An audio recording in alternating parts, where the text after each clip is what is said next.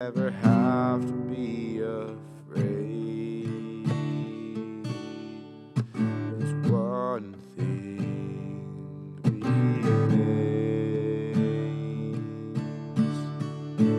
Your love never fails, it never gives up, it never runs out on me.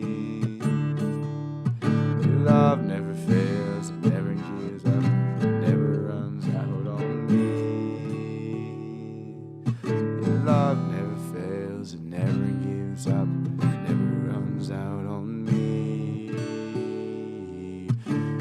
Your love.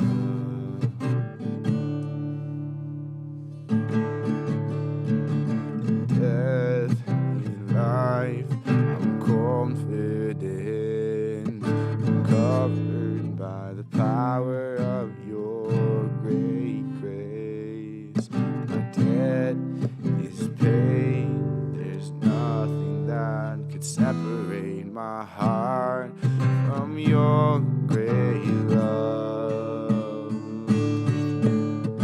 Death in life, I'm confident, I'm covered by the power of your great grace. Debt is paid, there's nothing that can separate my heart from your great love. Your love never fails, it never gives up, never runs out on me. Your love never fails, it never gives up, never runs out on me. Your love never fails, never gives up, it never runs out on me. Your love, your love, your love is for me.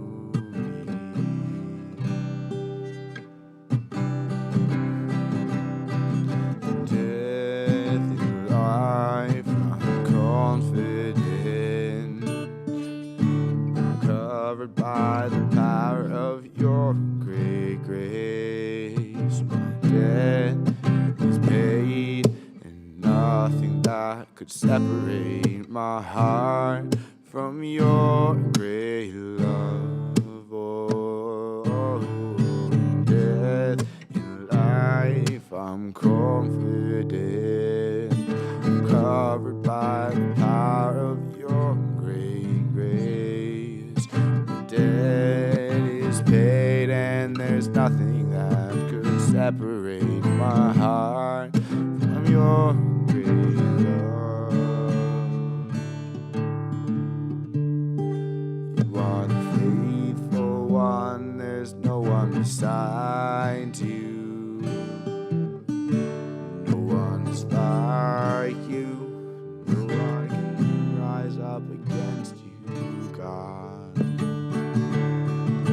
Holy One of Israel.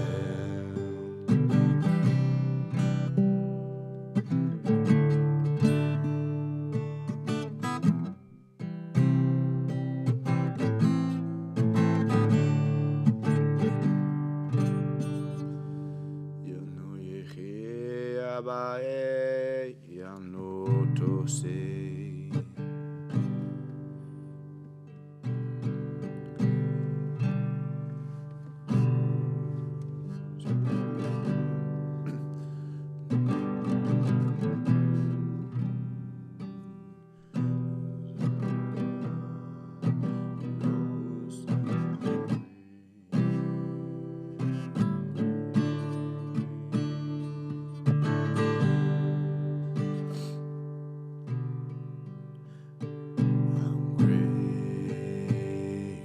Our God, sing with me, how great is our God. Oh, we'll see how great is our God. Age to age he stands. and all time is in his hands, beginning and the end, beginning and the end. The Godhead three in one, Father, Spirit, and Son, the Lion and the Lamb, the Lion and the Lamb. How great is our God? How great is our God? And all will see how great is our God. 'Cause he's the name above all names. He is worthy of all praise. My heart will sing how great is our God. He is the name above all names, worthy of all praise. My heart will sing how great is our God.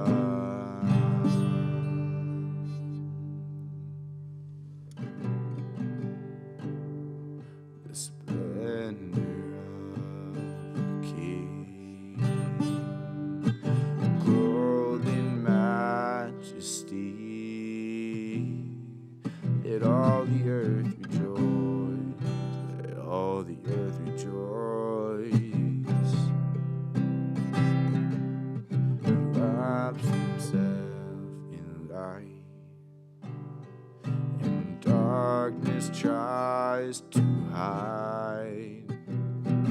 It trembles at his voice, it trembles at his voice. And how great is our God? Sing with me, how great is our God? And all will see how great is our God.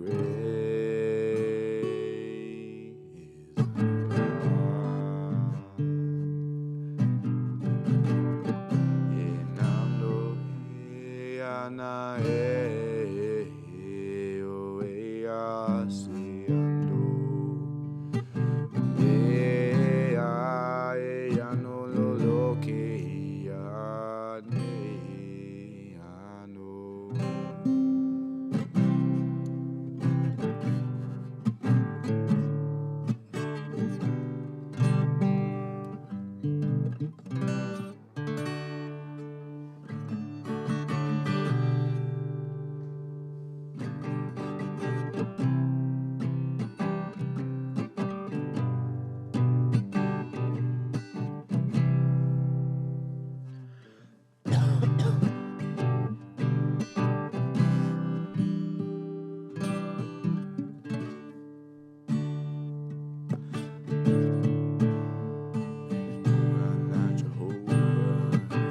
God like Jehovah, God like Jehovah, there's no God like Jehovah, there's no God like Jehovah, no God like Jehovah, there's no God like Jehovah, no God like Jehovah, there's no God like Jehovah, no God like Jehovah, there's no God like Jehovah, no God like Jehovah. Behold, he comes riding on the clouds, shining like the sun. At the trumpet call, lift your voice, it's the year of Jubilee, and out of Zion's hill salvation come. Behold, he comes riding on the clouds, shining like the sun.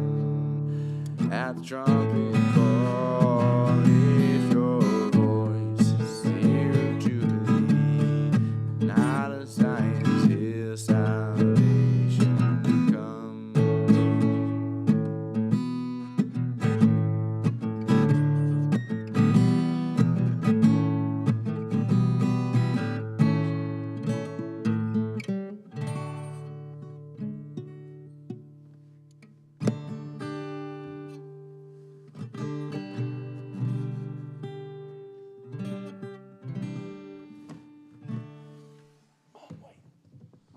Wait, I can adjust the sound if you want to take over. It's not the sound. Someone, instead of turning down the master level for the lighting control, just switched all the individual channels, so I don't know how it's supposed to be. And it looks good on the camera.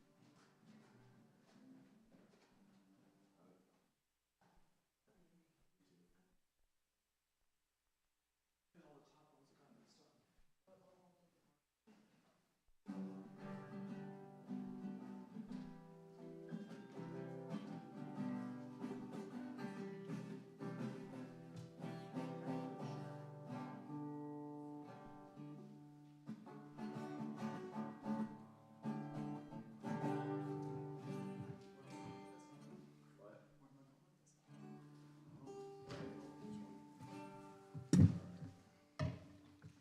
Lord bless Timothy for the words he spreading, scriptures to be very blessed in Jesus' name. Oh my God. Hallelujah. This one's still on. Cool.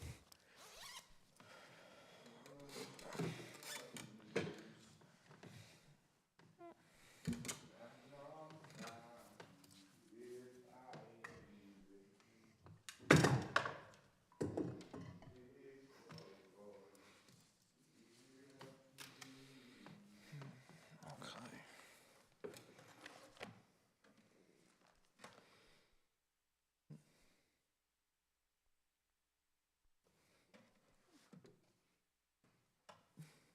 Let's go up in.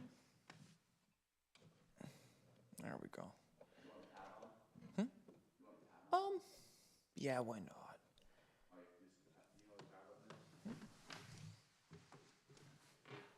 Other side, on your left-hand side, down the, like on the screen itself.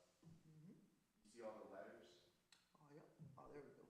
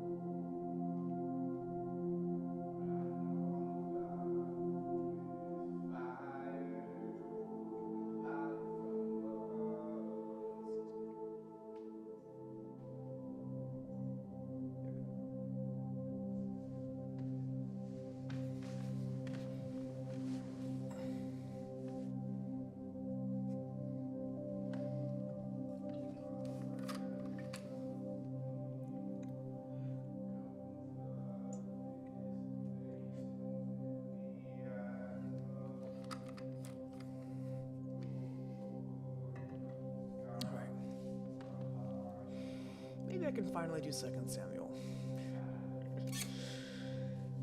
Almost need to recap of 1 Samuel at this point. But no. After the death of Saul, David returned from defeating the Amalekites and stayed in Ziklag 2 days.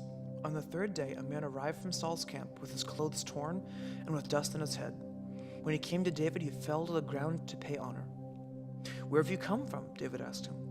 He answered, "I have escaped from the Israelite camp." "What happened?" David asked. "Tell me."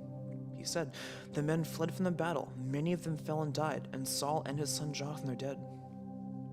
Then David said to the young man who brought him the report, "How do you know that Saul and his son Jonathan are dead?" "I happened to be on Mount Gilboa," the young man said, "and there was Saul leaning on his spear, with chariots and riders almost upon him. When he turned around and saw me, he called out to me, and I said, 'What can I do?' He asked me, 'Who are you?' 'An Amalekite,' I answered. Then he said to me, 'Stand over me and kill me. I am in the throes of death, but am still alive.' So I stood over him and killed him, because I knew that after he had fallen, he could not survive. And I took the crown that was on his head and the band on his arm, and have brought them here to my lord." Then David and all his men with him took hold of their clothes and tore them. They mourned and wept and fasted till evening for Saul and his son Jonathan, and for the army of the Lord and the house of Israel, because they had fallen by the sword. David said to the young man who brought him the report, "Where are you from?" "I'm the son of an alien, an Amalekite," he answered. David asked him, "Why were you not afraid to lift your hand to destroy the Lord's anointed?" Then David called to one of his men and said, "Go strike him down." So he struck him down and he died. For David had said to him, "Your blood be on your own head. Your own mouth testified against you when you said, 'I killed the Lord's anointed.'" David took up this lament concerning Saul and his son Jonathan, and ordered that the men of Judah be taught this lament of the bow. It is written in the book of Jeshar. "Your glory, O Israel, lies slain in the heights. How mighty the fallen! Tell it not in Gath. Proclaim it not in the streets of Ascalon, lest the daughters of the Philistines be glad, lest the daughters of the uncircumcised rejoice. O mountains of Gilboa, may you have neither dew nor rain, nor fields that yield offerings of grain. For there the shield of the mighty was defiled, the shield of Saul, no longer rubbed with oil. From the blood of the slain, from the flesh of the mighty, the bow of Jonathan did not turn back. The sword of Saul did not return unsatisfied. Saul and Jonathan, in life they were loved and gracious, and in death they were not parted. They were swifter than eagles, they were stronger than the lions. O daughters of Israel, weep for Saul, who clothed you in scarlet and finery, who adorned your garments with ornaments of gold. How the mighty have fallen in battle. Jonathan lies slain in your heights. I grieve for you, Jonathan, my brother. You are very dear to me. Your love for me was wonderful, more wonderful than that of women. How the mighty have fallen. The weapons of war have perished."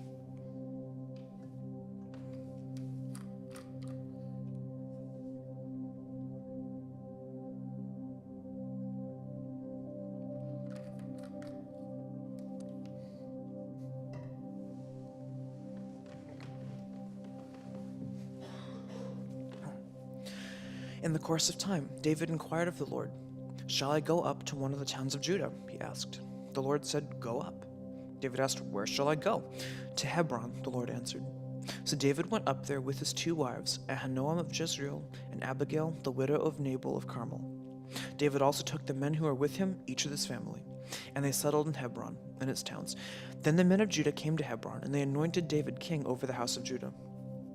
When David was told that it was the men of Jabesh Gilead who had buried Saul, he sent messages to the men of Jabesh Gilead to say to them, "The Lord bless you for showing this kindness to Saul your master by burying him. May the Lord now show you kindness and faithfulness, and I too will show you the same favor because you have done this.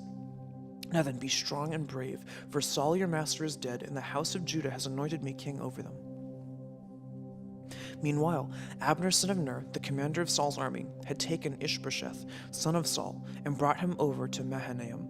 He made him king over Gilead, Asher, and Jezreel, and also over Ephraim, Benjamin, and all Israel. Ishbosheth, son of Saul, was 40 years old when he became king over Israel, and he reigned 2 years. The house of Judah, however, followed David. The length of time David was king in Hebron over the house of Judah was 7 years and 6 months. Abner son of Ner, together with the men of Ishbosheth son of Saul, left Mahanaim and went to Gibeon. Joab, son of Zeruiah, David's men, went out to meet them at the pool of Gibeon. One group sat down on the one side of the pool, and one group on the other side. Then Abner said to Joab, "Let's have some of the young men get up and fight hand to hand in front of us." "All right, let them do it," Joab said. So they stood up and were counted off, 12 men for Benjamin and Ishbosheth, son of Saul, and 12 for David. Then each man grabbed his opponent by the head and thrust his dagger into an opponent's side, and they fell down together. So that place in Gibeon was called Helkath Hazarim. The battle that day was fierce, and Abner and his men of Israel were defeated by David's men. The 3 sons of Zeruiah were there, Joab, Abishai, and Asahel. Now Asahel was fleet-footed as a wild gazelle. He chased Abner, turning neither to the right nor to the left as he pursued him. Abner looked behind him and asked, "Is that you, Asahel?" "It is," he answered. Then Abner said to him, "Turn aside to the right or the left. Take on one of the young men and strip him of his weapons." But Asahel would not stop chasing him. Again Abner warned Asahel, "Stop chasing me. Why should I strike you down? How could I look your brother Joab in the face?" But Asahel refused to give up the pursuit, so Abner thrust the butt of his spear into his stomach, and the spear came out through his back. He fell there and died on the spot, and every man stopped when he came to the place where Asahel had fallen and died. But Joab and Abishai pursued Abner, and as the sun was setting, they came to the hill of Amnah, near Gibeah, on the way to the wastelands of Gibeon. Then the men of Benjamin rallied behind Abner. They formed themselves into a group and took their stand on top of a hill.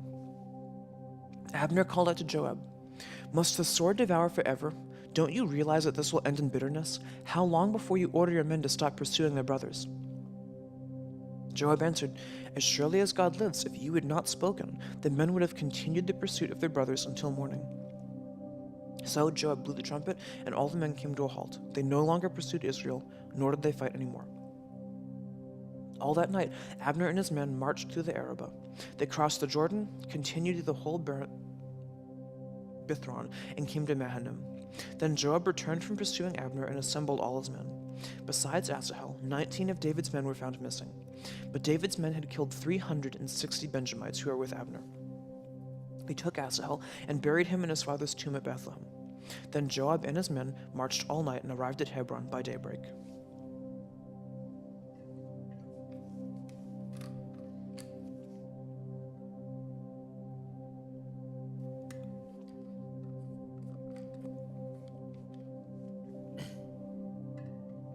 The war between the house of Saul and the house of David lasted a long time. David grew stronger and stronger, while the house of Saul grew weaker and weaker. Sons were born to David in Hebron. His firstborn was Amnon, the son of Ahinoam of Jezreel. His second, Chileab, the son of Abigail, the widow of Nabal of Carmel. The third, Absalom, the son of Micaiah, daughter of Talmai, king of Geshur. The fourth, Adonijah, the son of Haggith. The fifth, Shephatiah, the son of Abital. And the sixth, Ithream, the son of David's wife Eglah. These were born to David in Hebron. During the war between the house of Saul and the house of David, Abner had been strengthening his own position in the house of Saul. Now Saul had a concubine named Rizpah, daughter of Aiah. And Ishbosheth said to Abner, "Why do you sleep with my father's concubine?" Abner was very angry because of what Ishbosheth said, and he answered, "Am I a dog's head on Judah's side? This very day I am loyal to the house of your father Saul and to his family and friends. I haven't handed you over to David, yet now you accuse me of an offense involving this woman? May God deal with Abner, be it ever so severely, if I do not do for David what the Lord promised him on oath, and transfer the kingdom from the house of Saul and establish David's throne over Israel and Judah, from Dan to Beersheba." Ishbosheth did not dare to say another word to Abner because he was afraid of him. Then Abner sent messengers on his behalf to say to David, "Whose land is it? Make an agreement with me, and I will help you bring all Israel over to you." "Good," said David, "I will make an agreement with you, but I demand one thing of you. Do not come into my presence unless you bring Michal, daughter of Saul, when you come to see me." Then David sent messengers to Ishbosheth, son of Saul, demanding, "Give me my wife Michal, whom I betrothed to myself for the price of 100 Philistines' foreskins." So Ishbosheth gave orders and had her taken away from her husband, Paltiel, son of Laish. Her husband, however, went with her, weeping behind her all the way to Bahothram. Then Abner said to him, "Go back home." So he went back. Abner conferred with the elders of Israel and said, "For some time you have wanted to make David your king. Now do it, for the Lord promised David, 'By my servant David I will rescue my people Israel from the hand of the Philistines, and from the hand of all their enemies.'" Abner also spoke to the Benjamites in person.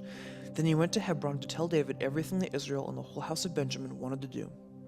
When Abner, who had 22 men with him, came to David at Hebron, David prepared a feast for him and his men. Then Abner said to David, "Let me go at once and assemble all Israel for my lord the king, so that they may make a compact with you and that you may rule over all your heart desires." So David sent Abner away, and he went in peace. Just then, David's men and Joab returned from a raid and brought with them a great deal of plunder. But Abner was no longer with David in Hebron, because David had sent him away, and he had gone in peace. When Joab and all the soldiers with him arrived, he was told that Abner son of Ner had come to the king, and that the king had sent him away, and that he had gone in peace. So Joab went to the king and said, "What have you done? Look, Abner came to you. Why did you let him go? Now he is gone. You know Abner son of Ner. He came to deceive you and observe your movements and find out everything you're doing." Joab then left David and sent messengers after Abner, and they brought him back to the wall at Seraphoth. Whatever. But David did not know it. Now, when Abner returned to Hebron, Joab took him aside into the gateway, as though to speak with him privately. And there, to avenge the blood of his brother Asahel, Joab stabbed him in the stomach, and he died. Later, when David heard about this, he said, I and my kingdom are forever innocent before the Lord concerning the blood of Abner son of Ner. May his blood fall upon the head of Joab and upon all his father's house. May Joab's house never be without someone who has a running sore or leprosy, or who leans on a crutch, or who falls by the sword, or who lacks food. Joab and his brother Abishai murdered Abner because he had killed their brother Asahel in the battle at Gibeon. Then David said to Joab and all the people with him, Tear your clothes and put on sackcloth, and walk in mourning in front of Abner. King David himself walked behind the bier. They buried Abner in Hebron, and the king wept aloud at Abner's tomb. All the people wept also. The king sang this lament for Abner. Should Abner have died as a lawless die? Your hands were not bound, your feet not fettered. You fell as one false before wicked men. And all the people wept over him again. Then they all came and urged David to eat something while it was still day. But David took an oath, saying, May God deal with me, be it ever so severely, if I taste bread or anything else before the sun sets. All the people took note and were pleased. Indeed, everything the king did pleased them. So in that day all the people and all Israel knew that the king had no part in the murder of Abner, son of Ner. Then the king said to his men, Do you not realize that a prince and a great man has fallen in Israel today? And today, though I am the anointed king, I am weak, and these sons of Zeruiah are too strong for me? May the Lord repay the evildoer according to his evil deeds. When Ishbosheth, son of Saul, heard that Abner had died in Hebron, he lost courage, and all Israel became alarmed. Now Saul's son had two men who were leaders of raiding bands. One was named Benaiah, and the other Rechab. They were sons of Rimnon the Beerothite, from the tribe of Benjamin. Beeroth is considered part of Benjamin. Because the people of Beer fled to Gittim and have lived there as aliens to this day. Jonathan, son of Saul, had a son who was lame in both feet. He was 5 years old when the news about Saul and Jonathan came from Jezreel. His nurse picked him up and fled, but as she hurried to leave, he fell and became crippled. His name was Mephibosheth. Now Rechab and Benaiah, the sons of Rimnon the Beerothite, set out for the house of Ishbosheth. And they arrived there in the heat of the day while he was taking his noonday rest.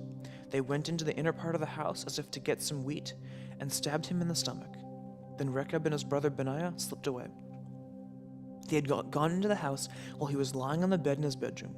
After they stabbed and killed him, they cut off his head. Taking it with them, they traveled all night by the way of the Arabah. They brought the head of Ishbosheth to David at Hebron and said to the king, Here's the head of Ishbosheth, son of Saul, your enemy, who tried to take your life. This day the Lord has avenged my lord the king against Saul and his offspring. David answered Rechab and his brother Benaiah, the sons of Rimnon the Beerothite, As surely as the Lord lives, who has delivered me out of all trouble, when a man told me Saul is dead and thought he was bringing good news, I seized him and put him to death in Ziklag. That is the reward I gave him for his news. How much more when wicked men have killed an innocent man in his own house and in his own bed, should I not now demand his blood from your hand and rid the earth of you? So David gave an order to his men, and they killed them. They cut off their hands and their feet and hung the bodies by the pool in Hebron. But they took the head of Ishbosheth and buried it in Abner's tomb at Hebron.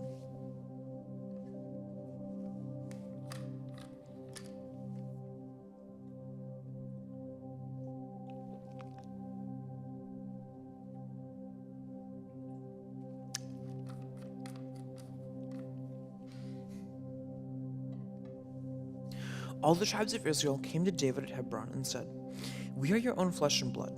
In the past, while Saul was king over us, you were the one who led Israel on their military campaigns. And the Lord said to you, You will shepherd my people Israel, and you will become their ruler. When all the elders of Israel had come to King David at Hebron, the king made a compact with them at Hebron before the Lord, and they anointed David king over Israel. David was 30 years old when he became king, and he reigned 40 years. In Hebron, he reigned over Judah 7 years and 6 months. And in Jerusalem, he reigned over all Israel and Judah 33 years. The king and his men marched to Jerusalem to attack the Jebusites who lived there. The Jebusites said to David, You will not get in here. Even the blind and lame can ward you off. They thought, David cannot get in here. Nevertheless, David captured the fortresses of Zion, the city of David. On that day, David said, "Anyone who conquers the Jebusites will have to use the water shaft to reach those lame and blind who are David's enemies. That is why they say, the blind and lame will not enter the palace." David then took up residence in the fortress and called it the City of David. He built up the area around it from the supporting terraces inward, and he became more and more powerful because the Lord God Almighty was with him. Now Hiram, king of Tyre, sent messengers to David, along with cedar logs and carpenters and stonemasons, and they built a palace for David. And David knew that the Lord had established him as king over Israel and had exalted his kingdom for the sake of his people Israel. After he left Hebron, David took more concubines and wives in Jerusalem, and more sons and daughters were born to him. These are the names of the children born to him there: Shemua, Shoab, Nathan, Solomon, Ibar. I hate it when names are broken up on two lines. Elishua? Yeah. Nepheg, Japta, Elishama, Elidiah, and Eliphalet. When the Philistines heard that David had been anointed king over Israel, they went up in full force to search for him. But David heard about it and went down to the stronghold. And the Philistines had come and spread out in the valley of Rephaim. So David inquired of the Lord, "Shall I go and attack the Philistines? Will you hand them over to me?" The Lord answered him, "Go, for I will surely hand the Philistines over to you." So David went to Baal-perazim, and there he defeated them. He said, "As waters break out, so the Lord has broken out against my enemies before me." So that place is called Baal-perazim. The Philistines abandoned their idols there, and David and his men carried them off. Once more, the Philistines came up and spread out in the valley of Rephaim. So David inquired of the Lord and answered, "Do not go straight up, but circle around behind them and attack them in front of the balsam trees. As soon as you hear the sound of marching in the tops of the balsam trees, move quickly, because that will mean the Lord has gone out in front of you to strike the Philistine army."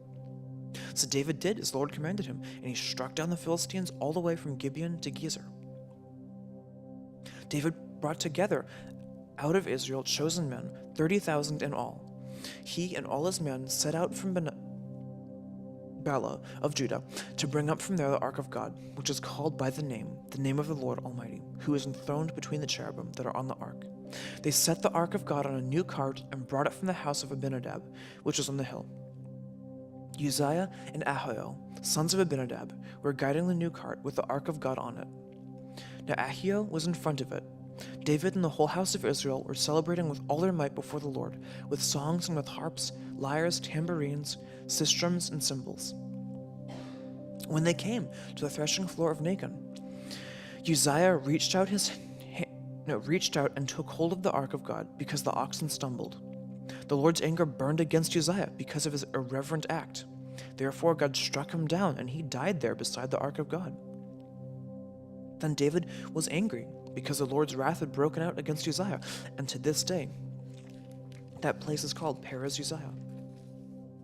David was afraid of the Lord that day and said, "How can the ark of the Lord ever come to me?" He was not willing to take the ark of the Lord to be with him in the city of David. Instead, he took it aside to the house of Obed-Edom the Gittite. The ark of the Lord remained in the house of Obed-Edom the Gittite for 3 months, and the Lord blessed him and his entire household. Now King David was told, the Lord had blessed the house of Obed-Edom and everything he has because of the ark of God. So David went down and brought up the ark of God from the house of Obed-Edom to the city of David with rejoicing. When those who were carrying the ark of the Lord had taken 6 steps, he sacrificed a bull and a fattened calf. David, wearing a linen ephod, danced before the Lord with all his might, while he and the entire house of Israel brought up the ark of the Lord with shouts and with sounds of trumpets. As the ark of the Lord was entering the city of David, Milcah, daughter of Saul, was watching from a window, and when she saw King David leaping and dancing before the Lord, she despised him in her heart. They brought the ark of the Lord and set it in its place inside the tent David had pitched for it, and David sacrificed burnt offerings and fellowship offerings before the Lord. After he had finished sacrificing the burnt offerings and fellowship offerings, he blessed the people in the name of the Lord Almighty. Then he gave a loaf of bread, a cake of dates, and a cake of raisins to each person in the whole crowd of Israel, both men and women, and all the people went to their homes. When David returned home to bless his household, Milcah, daughter of Saul, came out to meet him and said, "How the king of Israel has distinguished himself today, disrobing in the sight of slave girls and his servants as any vulgar fellow would." David said to Milcah, "It was before the Lord who chose me rather than your father or anyone from his house when he appointed me ruler over the Lord's people Israel. I will celebrate before the Lord. I will become even more undignified than this, and I will be humiliated in my own eyes. But by these slave girls you spoke of, I will be held in honor." And Milcah, daughter of Saul, had no children till the day of her death. After the king was settled in his palace, and the Lord had given him rest from all his enemies around him, he said to Nathan the prophet, "Here I am, living in a palace of cedar, while the ark of God remains in a tent." Nathan replied to the king, "Whatever you have in mind, go ahead and do it, for the Lord is with you." That night the word of the Lord came to Nathan, saying, "Go tell my servant David, this is what the Lord says. Are you the one to build me a house to dwell in? I have not dwelt in a house from the day I brought the Israelites up out of Egypt to this day. I have been moving from place to place where the tent is my dwelling. Wherever I have moved with all the Israelites, did I ever say to any of their rulers whom I commanded to shepherd my people Israel, 'Why have you not built me a house of cedar?' Now then, tell my servant David, this is what the Lord Almighty says. I took you from the pasture and from following the flock to be a ruler over my people Israel. I have been with you wherever you have gone and have cut off all your enemies from before you. Now I will make your name great, like the names of the greatest men of the earth, and I will provide a place for my people Israel, and will plant them so that they can have a home of their own and no longer be disturbed. Wicked people will not oppress them anymore, as they did at the beginning and have done ever since the time I appointed leaders over my people Israel. I will also give you rest from all your enemies. The Lord declares to you that the Lord himself will establish a house for you. When your days are over and you rest with your fathers, I will raise up your offspring to succeed you, who will come from your own body, and I will establish his kingdom.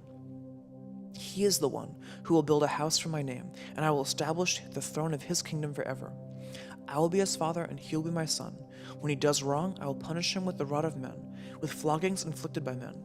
But my love will never be taken away from him, as I took it away from Saul, whom I removed from before you. Your house and your kingdom will endure forever before me. Your throne will be established forever." Nathan reported to David all the words of this entire revelation. Then King David went in and sat before the Lord and said, "Who am I, O sovereign Lord, and what is my family, that you have brought me this far? And as if this were not enough in your sight, O sovereign Lord, you have also spoken about the future of the house of your servant. Is this your usual way of dealing with men, O sovereign Lord? What more can David say to you? For you know your servant, O Lord. For the sake of your word and according to your will, you have done this great thing and made it known to your servant. How great you are, O sovereign Lord. There is no one like you, and there is no God but you, as we have heard with our own ears. And who is like your people Israel, the one nation on earth that God went out to redeem as a people for himself, and to make a name for himself, and to perform great and awesome wonders by driving out nations and their gods from before your people, whom you redeemed from Egypt? You have established your people Israel as your very own forever, and you, O Lord, have become their God. And now, Lord God, keep forever the promise you have made concerning your servant and his house.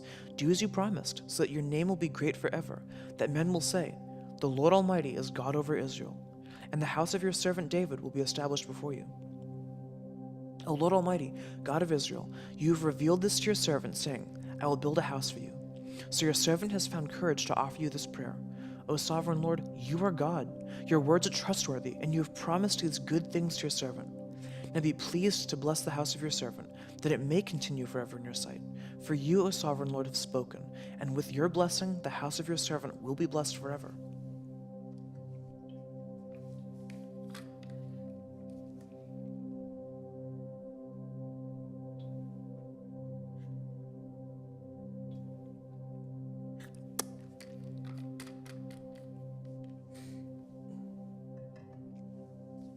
In the course of time, David defeated the Philistines and subdued them.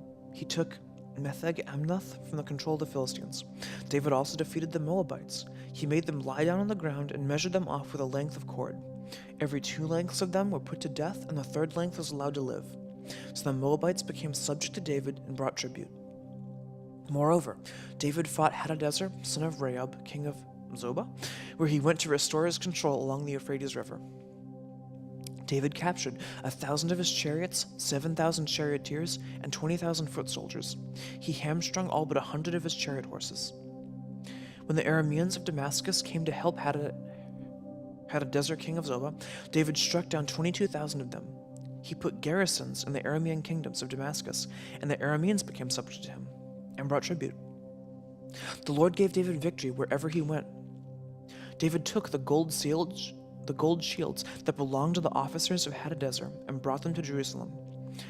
From Teboah and Berioth, towns that belonged to Hadadezer, David took a great quantity of bronze. When Tu, king of Hamath, heard that David had defeated the entire army of Hadadezer, he sent his son Joram to King David to greet him and congratulate him on his victory in battle over Hadadezer, who had been at war with Tu. Joram brought with him articles of silver and gold and bronze. King David dedicated these articles to the Lord as he had done with the silver and gold from all the nations he had subdued, Edom and Moab, the Ammonites and the Philistines, and Amalek.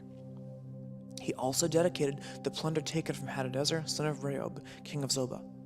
And David became famous after he returned from striking down 18,000 Edomites in the Valley of Salt. He put garrisons through Edom, and all the Edomites became subject to David.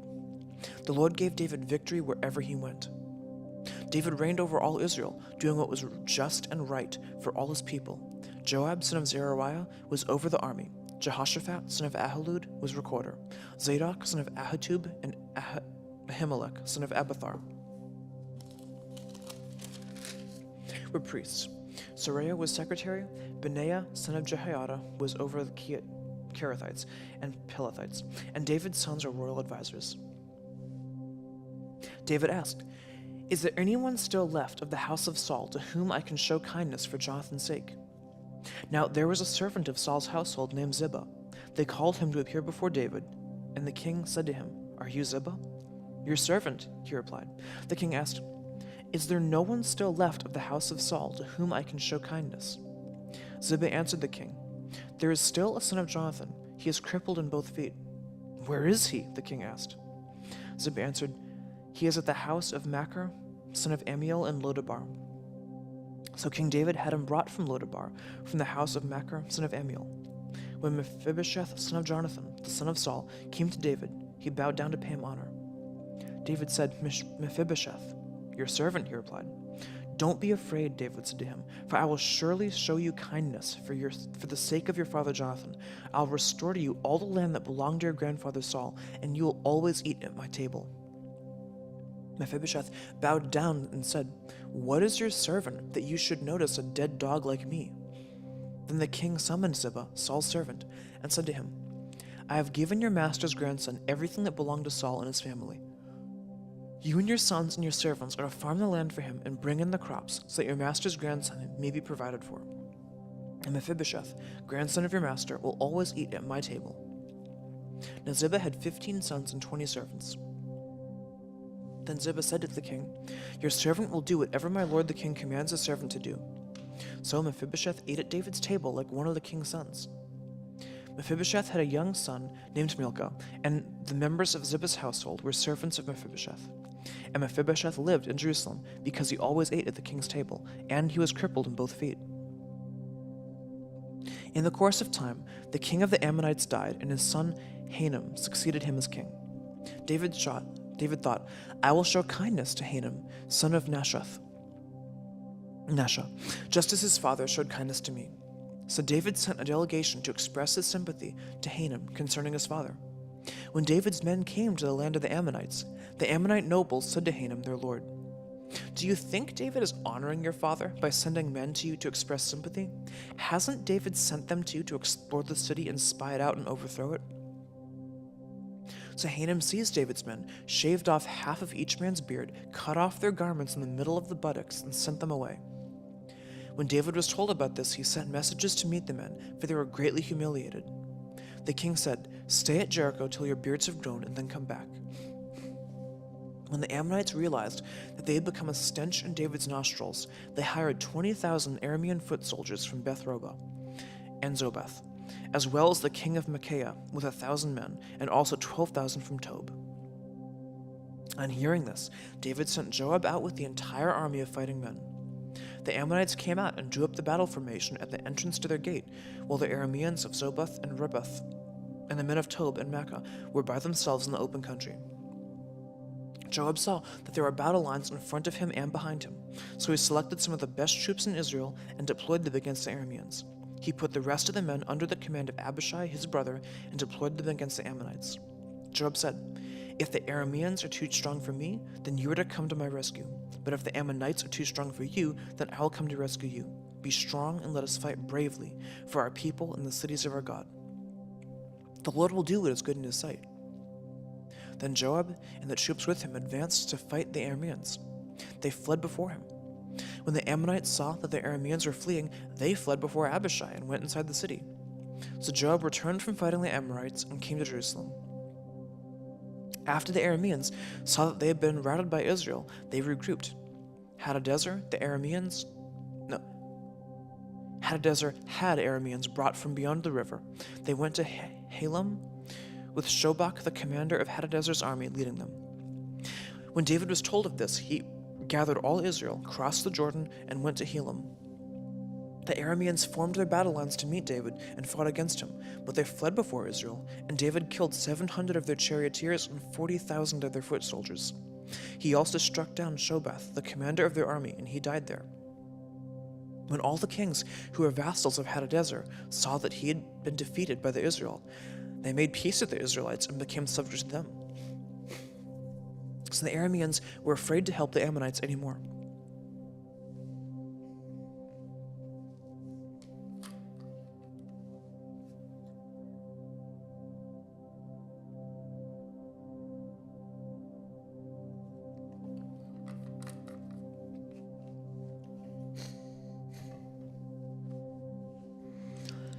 In the spring, at the time when kings go off to war, David sent Joab out with the king's men and the whole Israelite army.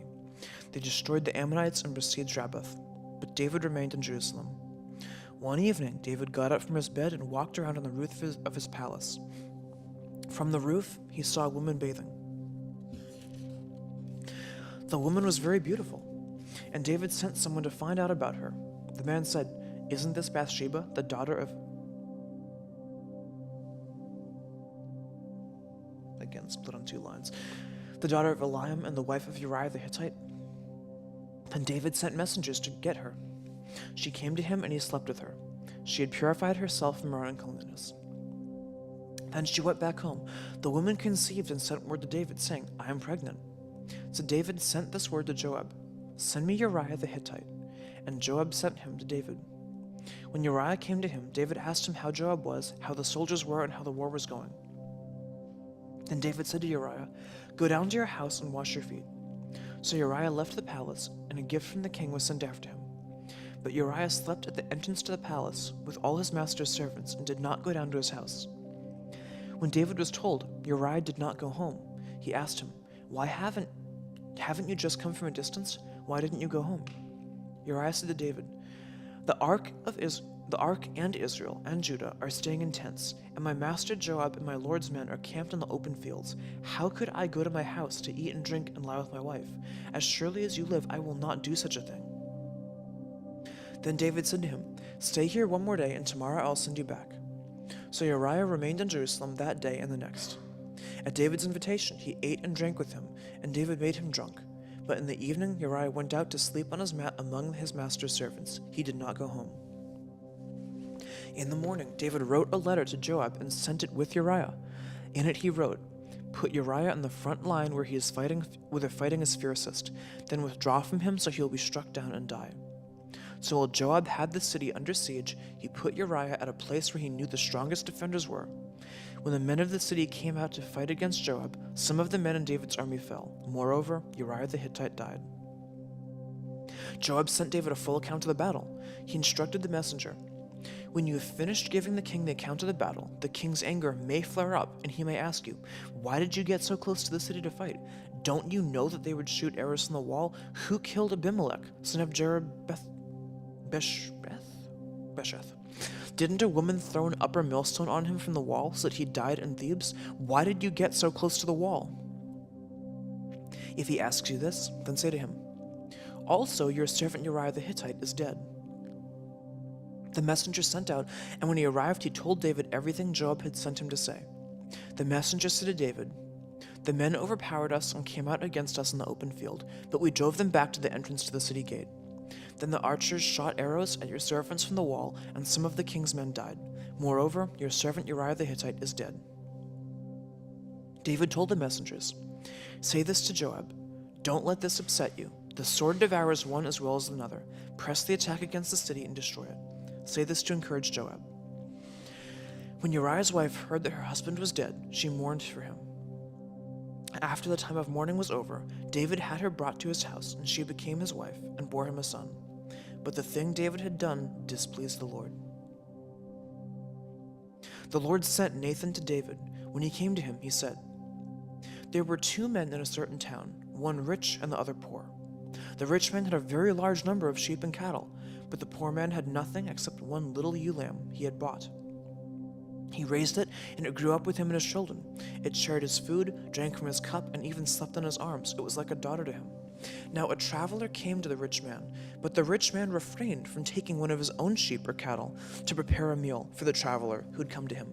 Instead, he took the ewe lamb that belonged to the poor man and prepared it for the one who had come to him." David burned with anger against the man and said to Nathan, "As surely as the Lord lives, the man who did this deserves to die. He must pay for that lamb 4 times over, because he did such a thing and had no pity." Then Nathan said to David, "You are the man. This is what the Lord, the God of Israel, says. I anointed you king over Israel, and I delivered you from the hand of Saul. I gave your master's house to you, and your master's wives into your arms. I gave the house of Israel and Judah, and if all of this had been too little, I would have given you even more. Why did you despise the word of the Lord by doing what is evil in his eyes? You struck down Uriah the Hittite with the sword and took his wife to be your own. You killed him with the sword of the Ammonites. Now therefore, the sword will never depart from your house, because you despised me and took the wife of Uriah the Hittite to be your own. This is what the Lord says, out of your own household I am going to bring calamity upon you. Before your very eyes I will take your wives and give them to one who is close to you, and he will lie with your wives in broad daylight. You did it in secret, but I will do this thing in broad daylight before all Israel." Then David said to Nathan, "I have sinned against the Lord." Nathan replied, "The Lord has taken away your sin. You are not going to die. But because by doing this you have made the enemies of the Lord show utter contempt, the son born to you will die." After Nathan had gone home, the Lord struck the child that Uriah's wife had borne to David, and he became ill. David pleaded with God for the child. He fasted and went into his house and slept the nights lying on the ground. The elders of his household stood beside him to get him up from the ground, but he refused, and he would not eat any food with them. On the 7th day, the child died. David's servants were afraid to tell him that the child was dead, for they thought, "While the child was still living, we spoke to David, but he would not listen to us. How can we tell him the child is dead? He may do something desperate." David noticed that his servants were whispering among themselves, and he realized the child was dead. "Is the child dead?" he asked. "Yes," they replied, "he is dead." Then David got up from the ground. After he had washed, put on lotions, and changed his clothes, he went into the house of the Lord and worshipped. Then he went to his own house, and at his request they served him food, and he ate. His servants asked him, "Why are you acting this way? While the child was alive, you fasted and wept, but now that the child is dead, you get up and eat?" He answered, "While the child was still alive, I fasted and wept. I thought, who knows, the Lord may be gracious to me and let the child live. But now that he is dead, why should I fast? Can I bring him back again? I will go to him, but he will not return to me." Then David comforted his wife Bathsheba, and he went to her and lay with her. She gave birth to a son, and they named him Solomon. The Lord loved him, and because the Lord loved him, he sent word through Nathan the prophet to name him Jedediah. Meanwhile, Joab fought against Rabbath of the Ammonites and captured the royal citadel. Joab then sent messengers to David, saying, "I have fought against Rabbah and taken its water supply. Now muster the rest of the troops and besiege the city and capture it. Otherwise, I will take the city and it will be named after me." So David mustered the entire army and went to Rabbath and attacked it and captured it. He took the crown from the head of their king. Its weight was a talent of gold, and it was set with precious stones, and it was placed on David's head. He took a great quantity of plunder from the city and brought it out and brought out the people who were there, consigning them to labor with saws and with iron picks and axes. He made them work at brickmaking. He did this all to the Ammonite towns. Then David and his entire army returned to Jerusalem.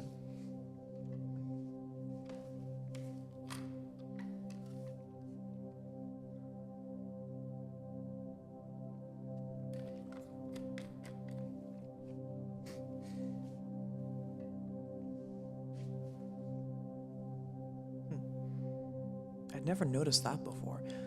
So in the case of him murdering Uriah, I always thought it was like the next few days Nathan got the word from the Lord and went to David and said, "You messed up." But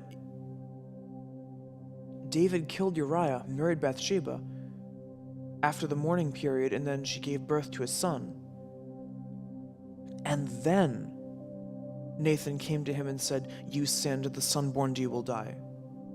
And the boy died. So it had to be probably close to a year later, or at very least 9 months. So David thought he got away with it for that long.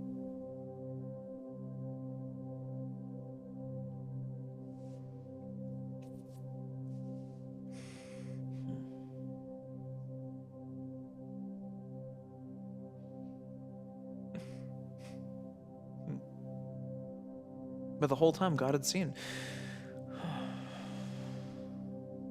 I'd always seen that as like Nathan coming immediately and convicting him, but no, it was a good time he thought he had gotten away. Anyway, chapter 13. In the course of time, Amnon, son of David, fell in love with Tamar, the beautiful sister of Absalom, son of David. Amnon became frustrated to the point of illness on account of his sister Tamar, for she was a virgin, and it seemed impossible for him to do anything to her. Now Ammon had a friend named Jonadab, son of Shemaiah, David's brother.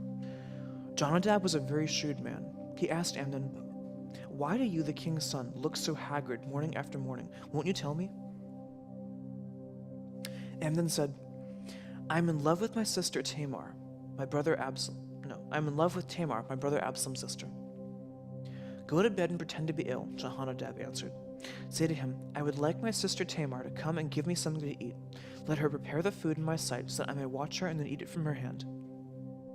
So Amnon lay down and pretended to be ill. When the king came to see him, Amnon said to him, "I would like my sister Tamar to come and make me some special bread in my sight so that I may eat from her hand." David sent word to Tamar at the palace, "Go to the house of your brother Amnon and prepare some food for him." So Tamar went to the house of her brother Amnon, who was lying down. She took some dough, kneaded it, made the bread in his sight, and baked it. Then she took the pan and served him the bread, but he refused to eat. "Send everyone out of here," Amnon said. So everyone left him. Then Amnon said to Tamar, "Bring the food here into my bedroom so that I may eat it from your hand." And Tamar took the bread that she had prepared and brought it to her brother Amnon in his bedroom. But when she took it to him to eat, he grabbed her and said, "Come to bed with me, my sister." "Don't, my brother," she said to him. "Don't force me. Such a thing should not be done in Israel. Don't do this wicked thing. What about me? Where could I get rid of my disgrace? And what about you? You'd be like one of the wicked fools in Israel. Please speak to the king. He will not keep me from being married to you." But he refused to listen to her, and since he was stronger than her, he raped her.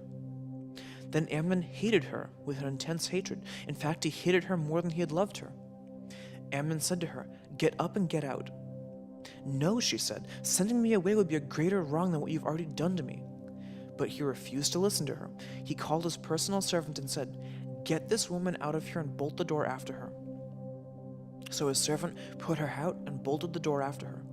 She was wearing a richly ornamented robe, for this was the kind of the garment the virgin daughters of the king wore. Tamar put ashes in her head and tore the ornamented robe she was wearing. She put her hand on her head and went away, weeping aloud as she went. Her brother Absalom said to her, "Has that Amnon, your brother, been with you? Be quiet now, my sister. He is your brother. Don't take this thing to heart." And Tamar lived in her brother Absalom's house, a desolate woman. When King David heard all this, he was furious. Absalom never said a word to Amnon, either good or bad. He hated Amnon because he had disgraced his sister Tamar. 2 years later, when Absalom's sheep shearers were at Beth Hazor, near the border at Ephraim, he invited all the king's sons to come there. Absalom went to the king and said, "Your servant has had sheep shearers come. Will the king and his officials please join me?" "No, my lord," the king replied. "All of us should not go. We would only be a burden to you." Although Absalom urged him, he refused to go, but gave him his blessing. Absalom said, "If not, please let my brother Amnon come with me." The king asked him, "Why should he go with you?" But Absalom urged him, so he sent with him Amnon and the rest of the king's sons. Absalom ordered his men, "Listen, when Amnon is in high spirits from drinking wine, and I say to you, 'Strike Amnon down, then kill him,' don't be afraid. Have I not given you this order? Be strong and brave." So Absalom's men did to Amnon what Absalom had ordered. Then all the king's sons got up, mounted their mules, and fled. While they were on their way, the report came to David, "Absalom has struck down all the king's sons, not one of them is left." The king stood up, tore his clothes, and lay down on the ground, and all his servants stood up with their clothes torn. But Jonadab, son of Shemaiah, David's brother, said, "My lord should not think that they killed all the princes. Only Amnon is dead. This has been Absalom's expressed intention ever since the day Amnon raped his sister Tamar. My lord the king should not be concerned about the report that all the king's sons are dead. Only Amnon is dead." Meanwhile, Absalom had fled. Now the man standing watch looked up and saw many people on the road west of him, coming down the side of the hill. The watchman went and told the king, "I see men in direction of..." Same thing split in two lines. "I see men in the direction of Hormanim on the side of the hill." Jonadab said to the king, "See, the king's sons are here. It has happened just as your servant said." As he finished speaking, the king's sons came in, wailing loudly. The king too, and all his servants wept bitterly. Absalom fled and went to Tilmaiah, and went to Tamnah son of Amminahud, the king of Geshur. But King David mourned for his son every day. After Absalom fled and went to Geshur, he stayed there 3 years, and the spirit of the king longed to go to Absalom, for he was consoled concerning Amnon's death. Joab, son of Zeruiah, knew that the king's heart longed for Absalom. So Joab sent someone to Tekoa and had a wise woman brought from there. He said to her, "Pretend you are in mourning. Dress in mourning clothes and don't use any cosmetic lotions.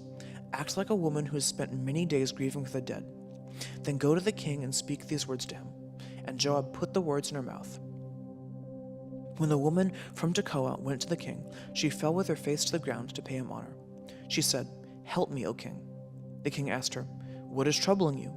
She said, "I am indeed a widow. My husband is dead. I, your servant, had 2 sons. They got into a fight with each other in the field. No one was there to separate them. One struck the other and killed him. Now the whole clan has risen up against your servant. They say, 'Hand over the one who struck his brother down, so that we may put him to death, for the life of his brother whom he killed. Then we will get rid of the heir as well.' They would put out the only burning coal I have left, leaving my husband neither name nor descendant on the face of the earth."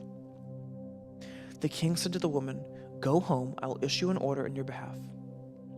But the woman from Tekoa said to him, "My lord the king, let the blame rest on me and my father's family, and let the king and his throne be without guilt." The king replied, "If anyone says anything to you, bring him to me, and he will not bother you again." She said, "Let the king invoke the Lord his God to prevent the avenger of blood from adding to the destruction, so that my son will not be destroyed." "As surely as the Lord lives," he said, "not one hair of your son's head will fall to the ground." The woman said, "Let your servant speak a word to my lord the king." "Speak," he replied. The woman said, "Why then have you devised a thing like this against the people of God? When the king says this, does he not convict himself? For the king has not brought back his banished son. Like water spilled on the ground, which cannot be recovered, so we must die. But God does not take away life. Instead, he devises ways so that a banished person may not remain estranged from him. And now I have come to say this to my lord the king, because the people have made me afraid." Your servant thought, "I will speak to the king. Perhaps he will do what his servant asks. Perhaps the king will agree to deliver his servant from the hand of the man who is trying to cut off both me and my son from the inheritance God gave us." And now your servant says, "May the lord of my lord the king bring me rest, For the Lord the king is like an angel of God in discerning good and evil. May the Lord your God be with you." Then the king said to the woman, "Do not keep from me the answer to what I'm going to ask you." "Let my lord the king speak," the woman said. The king said, "Isn't the hand of Joab with you in all this?" The woman answered, "As surely as you live, my lord the king, no one can turn to the right or the left from anything my lord the king says. Yes, it was your servant Joab who instructed me to do this, and who put all these words into my mouth of your servant. Your servant Joab did this to change the present situation. My lord has wisdom like that of an angel of God. He knows everything that happens in the land." The king said to Joab, "Very well, I will do it. Go bring back the young man Absalom." Joab fell with his face to the ground to pay him honor, and he blessed the king. Joab said, "Today your servant knows that he has found favor in your eyes, my lord the king, because the king has granted his servant's request." Then Joab went to Geshur and brought Absalom back to Jerusalem. But the king said, "He must go to his own house. He must not see my face." So Absalom went to his own house and did not see the face of the king. In all Israel, there was not a man so highly praised for his handsome appearance as Absalom. From the top of his head to the sole of his foot, there was no blemish in him. Whenever he cut the hair of his head, he used to cut his hair from time to time when it would become too heavy for him. He would weigh it, and its weight was 200 shekels by the royal standard. 3 sons and a daughter were born to Absalom. The daughter's name was Tamar, and she became a beautiful woman. Absalom lived 2 years in Jerusalem without seeing the king's face. Then Absalom sent word for Joab in order to send him to the king, but Joab refused to come to him. So he sent a second time, but he refused to come. Then he said to his servants, "Look, Joab's field is next to mine, and he has barley there. Go and set it on fire." So Absalom's servants set the field on fire. Then Joab did go to Absalom's house and said to him, "Why have your servants set my field on fire?" Absalom said to Joab, "Look, I sent word to you and said, 'Come here so I can send you to the king,' to ask, 'Why have I come from Geshur? It would have been better for me if I was still there.' Now then, I want to see the king's face, and if I am guilty of anything, let him put me to death." So Joab went to the king and told him this. Then the king summoned Absalom, and he came in and bowed down with his face to the ground before the king, and the king kissed Absalom. In the course of time, Absalom provided himself with a chariot and horses and with 50 men to run ahead of him. He would get up early and stand by the side of the road leading into the city gate. Whenever anyone came with a complaint to be placed before the king for decision, Absalom would call out to him, "What town are you from?" He would answer, "Your servant is from one of the tribes of Israel." Then Absalom would say to him, "Look, your claims are valid and proper, but there is no representative of the king to hear you." And Absalom would add, "If only I were appointed judge in the land. Then everyone who has a complaint or case could come to me, and I would see that he gets justice." Also, whenever anyone approached him to bow down before him, Absalom would reach out his hand, take hold of him, and kiss him. Absalom behaved in this way toward all the Israelites who came to the king asking for justice, and he stole the hearts of the men of Israel. At the end of 4 years, Absalom said to the king, "Let me go to Hebron and fulfill a vow I made to the Lord while your servant was living in Geshur in Aram. I made this vow: if the Lord takes me back to Jerusalem, I will worship the Lord in Hebron." The king said to him, "Go in peace." So he went to Hebron. Then Absalom sent secret messengers throughout the tribes of Israel to say, "As soon as you hear the sound of the trumpets, then say, 'Absalom is king in Hebron.'" 200 men from Jerusalem had accompanied Absalom. They had been invited as guests and went innocently, knowing nothing about the matter. While Absalom was offering sacrifices, he also sent for Ahithophel the Gilonite, David's counselor, to come from Gilo, his hometown, and so the conspiracy gained strength, and Absalom's followings kept on increasing. A messenger came and told David, "The hearts of the men of Israel are with Absalom." Then David said to his officials who were with him in Jerusalem, "Come, we must flee, or none of us will escape from Absalom. We must leave immediately, or he will move quickly to overtake us and bring ruin upon us and put the city to the sword." The king's officials answered him, "Your servants are ready to do whatever our lord the king chooses." The king set out with his entire household following him, but he left 10 concubines to take care of the palace. So the king set out with all the people following him, and they halted at a place some distance away. All his men marched past him, along with all the Kerethites and Pelethites, and all the 600 Gittites who had accompanied him from Gath marched before the king. The king said to Ittai the Gittite, "Why should you come along with us? Go back and stay with King Absalom. You are a foreigner, an exile from your homeland. You have came only yesterday, and today shall I make you wander about with us, where I do not know where I'm going? Go back and take your countrymen. May kindness and faithfulness be with you." But Ittai replied to the king, "As surely as the Lord lives, and as my lord the king lives, wherever my lord the king may be, whether it means life or death, there your servant will be." David said to Ittai, "Go, march on." So Ittai the Gittite marched on with all his men and the families that were with him.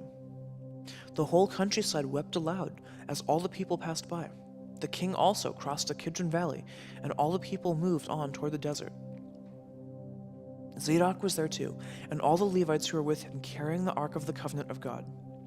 They set down the Ark of God, and Abiathar offered sacrifices until all the people had finished leaving the city.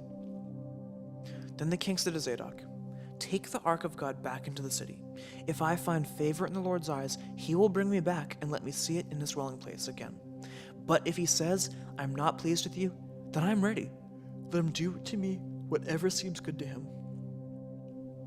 The king also said to Zadok the priest, "Aren't you a seer? Go back to the city in peace, with your son Ahimaaz and Jonathan, son of Abiathar. You and Abiathar take your 2 sons with you. I will wait at the fords in the desert until word comes from you to inform me." So Zadok and Abiathar took the Ark of God back to Jerusalem and stayed there. But David continued up the Mount of Olives, weeping as he went. His head was covered, and he went barefoot. All the people with him covered their heads too, and were weeping as they went up. Now David had been told, I can never pronounce this one right. Ahithophel? Whatever. Ahithophel is among the conspirators with Absalom. So David prayed, "O Lord, turn Ahithophel's counsel into foolishness." When David arrived at the summit where the people used to worship God, Hushai the Archite was there to meet him, his robe torn and dust on his head. David said to him, "If you go with me, you'll be a burden to me. But if you return to the city and say to Absalom, 'I will be your servant, O king. I was your father's servant in the past, but now I will be your servant,' then you can help me by frustrating Ahithophel's advice. Won't the priests Zadok and Abiathar be there with you? Tell them anything you hear in the king's palace. Their 2 sons, Ahimaaz, son of Zadok, and Jonathan, son of Abiathar, are there with you. Send them to me with anything you hear." So David's friend Hushai arrived at Jerusalem as Absalom was entering the city.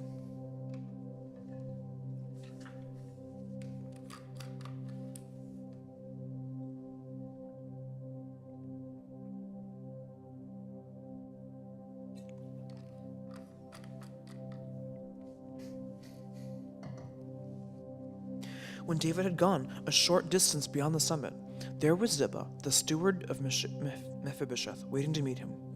He had a string of donkeys saddled and loaded with 200 loaves of bread, 100 cakes of raisins, 100 cakes of figs, and a skin of wine. The king asked Ziba, "Why have you brought these?" Ziba answered, "The donkeys are for the king's household to ride on, the bread and the fruit are for the men to eat, and the wine is to refresh those who became exhausted in the desert." The king asked, "Where is your master's grandson?" Ziba said to him, "He is staying in Jerusalem because he thinks, 'Today the house of Israel will give me back my grandfather's kingdom.'" Then the king said to Ziba, "All that belonged to Mephibosheth is now yours." "I humbly bow," Ziba said. "May I find favor in your eyes, my lord the king." As the king approached Bet-Bahoram, a man from the same clan as Saul's family came out from there. His name was Shemaiah, son of Gera, and he cursed as he came out. He pelted David and all the king's officials with stones, though all the troops and the special guard were on David's right and left. As he cursed, Shemaiah said, get out, you man of blood, you scoundrel.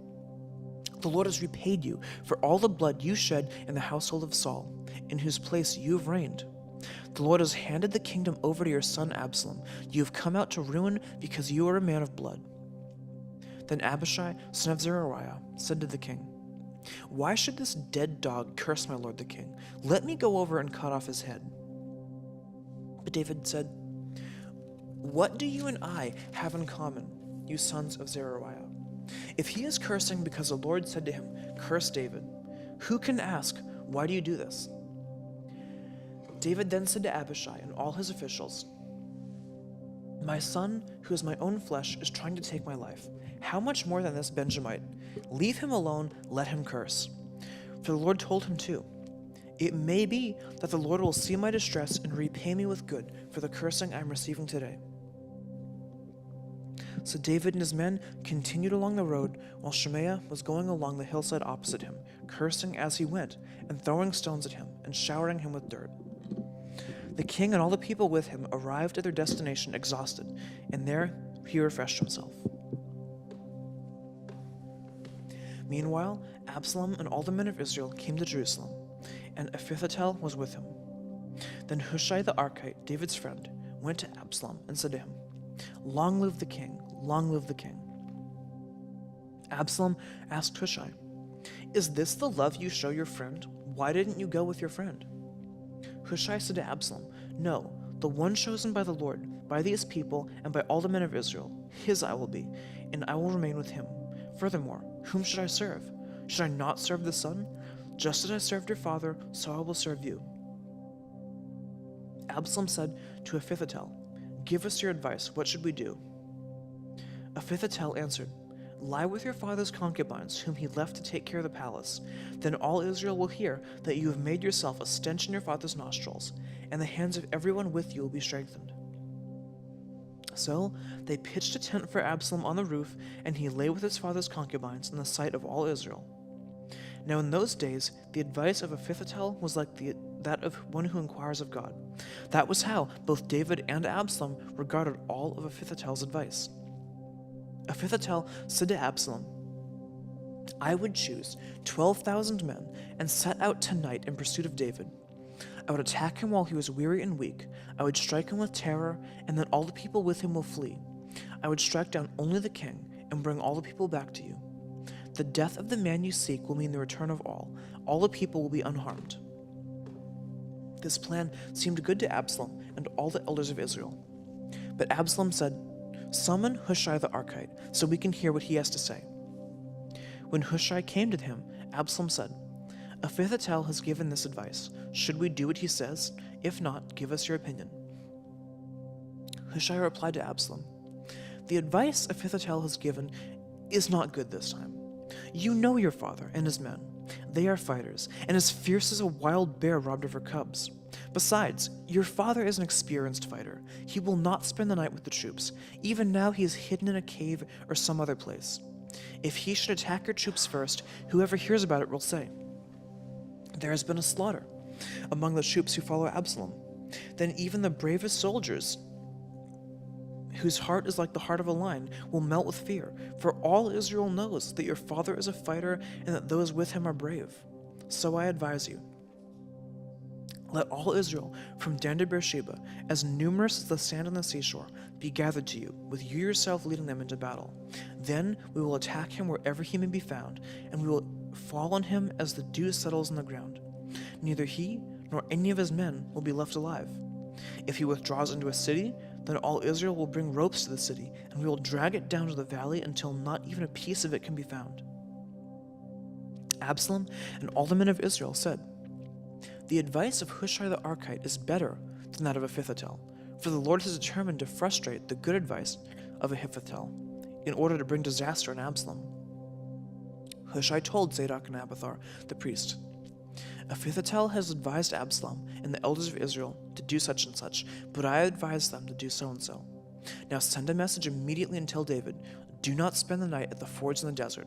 Cross over without fail, or the king and all the people with him will be swallowed up.'" Jonathan and Ahimaaz were staying at En-Rogel. A servant girl was to go and inform them, and they were to go and tell King David, for they could not risk being seen entering the city. But a young man saw them and told Absalom, So the two of them left quickly and went to the house of a man in Bahurim. He had a well in his courtyard, and they climbed down into it. His wife took a covering and spread it out over the opening of the well and scattered grain over it. No one knew anything about it. When Absalom's men came to the woman at his house, they asked, "Where are Ahimaaz and Jotham?" The woman answered them, "They crossed over the brook." The men searched but found no one, so they returned to Jerusalem. After the men had gone, the two climbed out of the well and went to inform the king. They said to him, "Set out and cross the river at once. Ahithophel has advised such and such against you." So David and all the people with him set out and crossed the Jordan. By daybreak, no one was left who had not crossed the Jordan. When Ahithophel saw that his advice had not been followed, he saddled his donkey and set out for his house in his hometown. He put his house in order and then hanged himself. So he died and was buried in his father's tomb. David went to Mahanaim, and Absalom crossed the Jordan with all the men of Israel. Absalom had appointed Amasa over the army in place of Joab. Amasa was the son of a man named Jether, an Israelite who had married Abigail, the daughter of Nashon and sister of Zeruiah, the mother of Joab. The Israelites and Absalom camped in the land of Gilead. When David came to Mahanaim, Shobi, son of Nasha, from Ramoth of the Ammonites, and Machir, son of Amiel, from Lodabar, and Barzillai the Gittite from Rogelim, brought bedding and bowls of articles of pottery. They also brought wheat and barley, flour and roasted grain, beans and lentils, honey and curds, sheep and cheese from cow's milk for David and his people to eat. For they said, "The people have become hungry and tired and thirsty in the desert." David mustered men who were with him and appointed over them commanders of thousands and commanders of hundreds. David sent the troops out, a third under the command of Joab, a third under Joab's brother Abishai, son of Zeruiah, and a third under Ittai the Gittite. David told the troops, "I myself will surely march out with you." But the men said, "You must not go out. If we are forced to flee, they won't care about us. Even if half of us die, they won't care. But you are worth 10,000 of us. It will be better now for you to give us support from the city." The king answered, "I will do whatever seems best to you." So the king stood beside the gate while all the men marched out in units of hundreds and of thousands. The king commanded Joab, Abishai, and Ittai, "Be gentle with the young man Absalom for my sake." And all the troops heard the king giving orders concerning Absalom to each of the commanders. The army marched into the field to fight Israel, and the battle took place in the forest of Ephraim. There the army of Israel was defeated by David's men, and the casualties that day were great, 20,000 men. The battle spread out over the whole countryside, and the forest claims more lives that day than the sword. Now, Absalom happened to meet David's men. He was riding his mule, and as the mule went under the thicket of branches of a large oak, Absalom's head got caught in the tree. He was left hanging in midair, while the mule he was riding kept on going. When one of the men saw this, he told Joab, "I just saw Absalom hanging in an oak tree." Joab said to the man who had told him this, "What? You saw him? Why didn't you strike him to the ground right there? Then I would have had to give you 10 shekels of silver and a warrior's belt." But the man replied, "Even if 1,000 shekels were weighed out into my hands, I would not lift my hand against the king's son. In our hearing, the king commanded you, Abishai, and Ittai, protect the young man Absalom for my sake. And if I had put my life in jeopardy, and nothing is hidden from the king, you would have kept your distance from me." Joab said, "I'm not going to wait here like this for you." So he took 3 javelins in his hand and plunged them into Absalom's heart, while Absalom was still alive in the oak tree. And 10 of Joab's armor-bearers surrounded Absalom, struck him, and killed him. Then Joab sounded the trumpet, and the troops stopped pursuing Israel, for Joab halted them. They took Absalom, threw him into a big pit in the forest, and piled up a large heap of rocks over him. Meanwhile, all the Israelites fled to their homes. During his lifetime, Absalom had taken a pillar and erected it in the king's valley as a monument to himself, for he thought, "I have no son to carry on the memory of my name." He named the pillar after himself, and he called it Absalom's monument to this day. Now Ahimaaz, son of Zadok, said, Let me run and take the news to the king that the Lord has delivered him from the hands of his enemies." "You are not the one to take the news today," Joab told him. "You may take the news another time, but you must not do so today, because the king's son is dead." Then Joab said to a Cushite, "Go tell the king what you have seen." The Cushite bowed down before Joab and ran off. Ahimaaz, son of Zadok, again said to Joab, "Come what may, please let me run behind the Cushite." But Joab replied, "My son, why do you want to go? You don't have any news that will bring you a reward." He said, "Come what may, I want to run." So Joab said, "Run." Then Ahimaaz ran by the way of the plain and outran the Cushite. While David was sitting between the inner and outer gates, the watchman went up to the roof of the gateway by the wall. He looked out and saw a man running alone. The watchman called out to the king and reported it. The king said, "If he is alone, he must have good news." And the man came closer and closer. Then the watchman saw another man running and called down to the gatekeeper, "Look, another man running alone." The king said, "He must be bringing good news too." The watchman said, "It seems to me that the first one runs like Ahimaaz, son of Zadok." "He is a good man," the king said. "He comes with good news." Then Ahimaaz called out to the king, "All is well." He bowed down before the king with his face to the ground and said, "Praise be to the Lord your God. He has delivered up the men who lifted their hands against my lord the king." The king asked, "Is the young man Absalom safe?" Ahimaaz answered, "I saw a great confusion just as Joab was about to send the king's servant to me, your servant, but I don't know what it was." The king said, "Stand aside and wait here." So he stepped aside and stood there. Then the Cushite arrived and said, "My lord the king, hear the good news. The Lord has delivered you today from all who rose up against you." The king asked the Cushite, "Is the young man Absalom safe?" The Cushite replied, "May the enemies of my lord the king and all who rise up to harm you be like that young man." The king was shaken. He went up to the room over the gateway and wept. As he went, he said, "O my son Absalom, my son Absalom, if only I had died instead of you, O Absalom, my son, my son."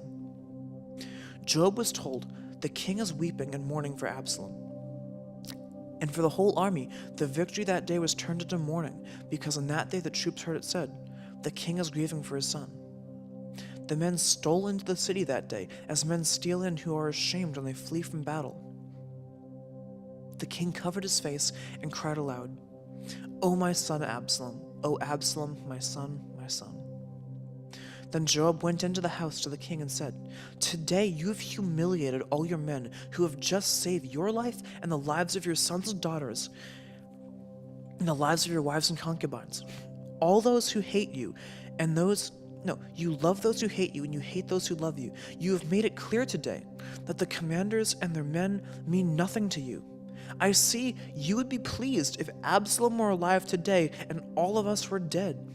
Now go out and encourage the men. I swear by the Lord that if you don't go out, not a man will be left with you by nightfall. This will be worse for you than all the calamities that have come upon you from your youth till now." So the king got up, took his seat in the gateway.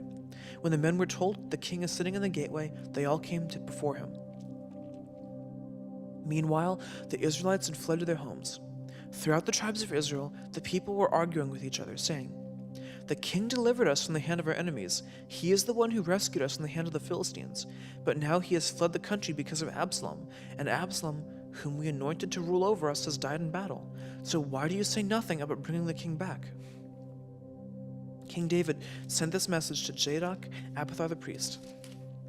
"Ask the elders of Judah, why should you be the last to bring the king back to his palace, since what is being said throughout Israel has reached the king at his quarters? You, my brothers, my own flesh and blood, so why should you be the last to bring the king back? And say to Amasa, are you not my own flesh and blood? May God deal with me, be it ever so severely, if from now on you are not the commander of my army in place of Joab." He won over the hearts of all the men of Judah as though they were one man. They sent words to the king, "Return, you and all your men." Then the king returned and went as far as the Jordan. Now, the men of Judah had come to Gilgal to go out and meet the king and to bring him across the Jordan. Shemaiah, son of Geriah, the Benjamite, And Bahurim hurried down from the men of Judah to meet the king David. With him were 1,000 Benjamites, along with Ziba, the steward of Saul's household, and 15 sons and 20 servants. They rushed to the Jordan where the king was. They crossed at the ford to take the king's household over and to do whatever he wished. When Shimei, son of Gera, crossed the Jordan, he fell prostrate before the king and said to him, "May my lord not hold me guilty. Do not remember how your servant did wrong on the day my lord the king left Jerusalem. May the king put it out of his mind, for I your servant know that I have sinned. But today I have come here as the first of the whole house of Joseph to come down and meet my lord the king." Then Abishai, son of Zeruiah, said, "Shouldn't Shimei be put to death for this? He cursed the Lord's anointed." David replied, "What do you and I have in common, you sons of Zeruiah? This day you have become my adversaries. Should anyone be put to death in Israel today? Do I not know that today I am king over Israel?" So the king said to Shemaiah, "You shall not die." And the king promised him on oath. Mephibosheth, Saul's grandson, also went down to meet the king.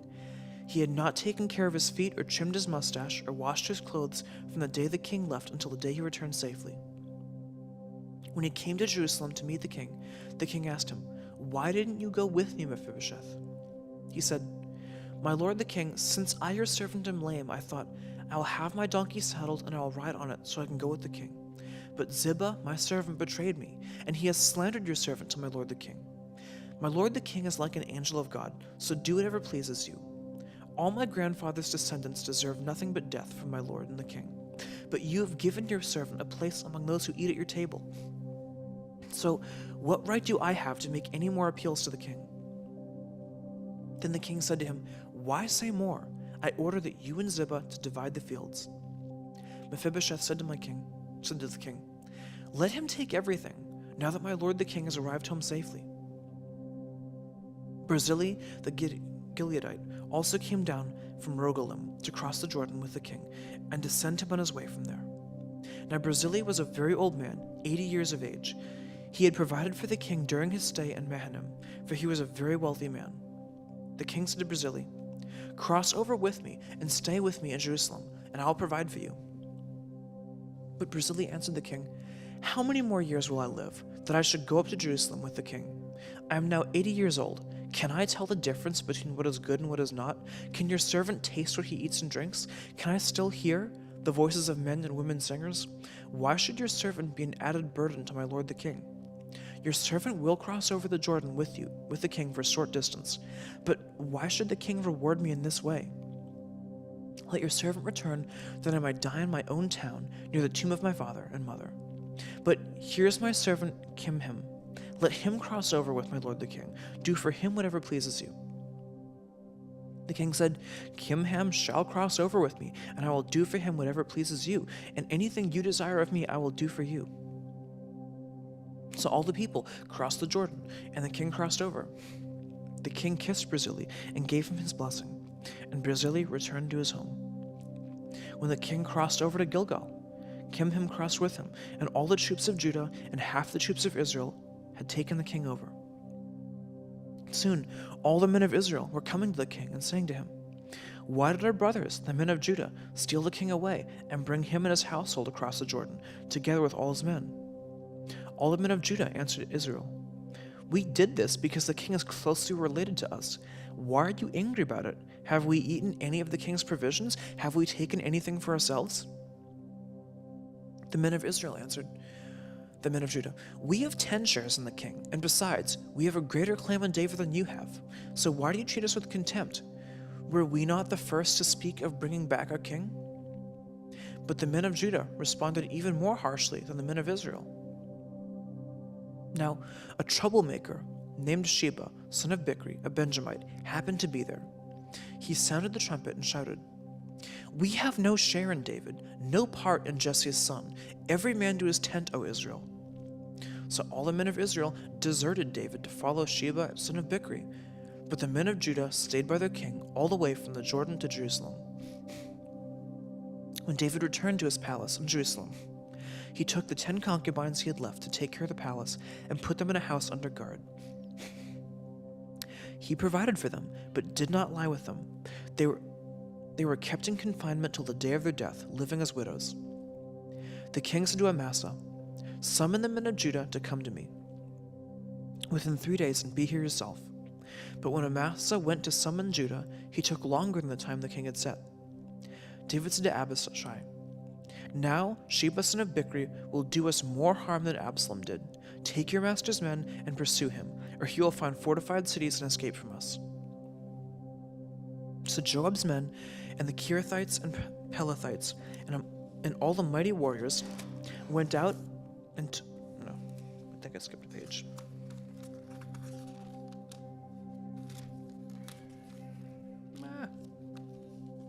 Hold on. Yeah. So Joab's men and the Kerethites and Pelethites and all the mighty warriors went out under the command of Abishai. They marched out from Jerusalem to pursue Sheba son of Bichri. While they were at a great rock in Gibeon, Amasa came to meet them. Joab was wearing his military tunic, and strapped over it at his waist was a belt with a dagger in its sheath. As he stepped forward, it dropped out of its sheath. Joab said to Amasa, "How are you, my brother?" Then Joab took Amasa by the beard with his right hand to kiss him. Amasa was not on guard against the dagger in Joab's hand. Then Joab plunged it into his belly, and his intestines spilled out on the ground. Without being stabbed again, Amasa died. Then Joab and his brother Abishai pursued Sheba son of Bichri. One of Joab's men stood beside Amasa and said, "Whoever favors Joab and whoever is for David, let him follow Joab." Amasa lay wallowing in his blood in the middle of the road, and the man saw that all the troops came to a halt there. When he realized that everyone who came up to Amasa stopped, he dragged him from the road into a field and threw a garment over him. After Amasa had been removed from the road, all the men went on with Joab to pursue Sheba son of Bichri. Sheba passed through all the tribes of Israel to Abel Beth-makkah, and through the entire region of the Beerothites, who gathered together to follow him. All the troops with Joab came and besieged Sheba in Abel Beth-makkah. They built a siege ramp up to the city, and it stood against the outer fortifications. While they were battering the wall to bring it down, a wise woman called from the city, Listen, tell Joab to come here so I can speak to him." He went toward her, and she asked, "Are you Joab?" "I am," he answered. She said, "Listen to what your servant has to say." "I'm listening," he said. She continued, "Long ago they used to say, 'Get your answer at Abel,' and that settled it. We are the peaceful and faithful in Israel. You were trying to destroy a city that is a mother in Israel. Why do you want to swallow up the Lord's inheritance?" "Far be it from me," Joab replied. "Far be it from me to swallow up or destroy. That is not the case. A man named Sheba, son of Bichri, from the hill country of Ephraim, has lifted up his hand against the king, against David. Hand over this one man, and I'll withdraw from the city." The woman said to Joab, "His head will be thrown to you from the wall." Then the woman went to all the people with her wise advice, and they cut off the head of Sheba, son of Bichri, and threw it to Joab. So he sounded the trumpet, and his men dispersed from the city, each returning to his home. And Joab went back to the king in Jerusalem. Joab was over Israel's entire army. Benaiah, son of Jehoiada, was over the Kerethites and Pelethites, and Adoniram was in charge of the forced labor. Jehoshaphat, son of Ahilud, was recorder. Sheva was secretary. Zadok and Abiathar were priests, and Era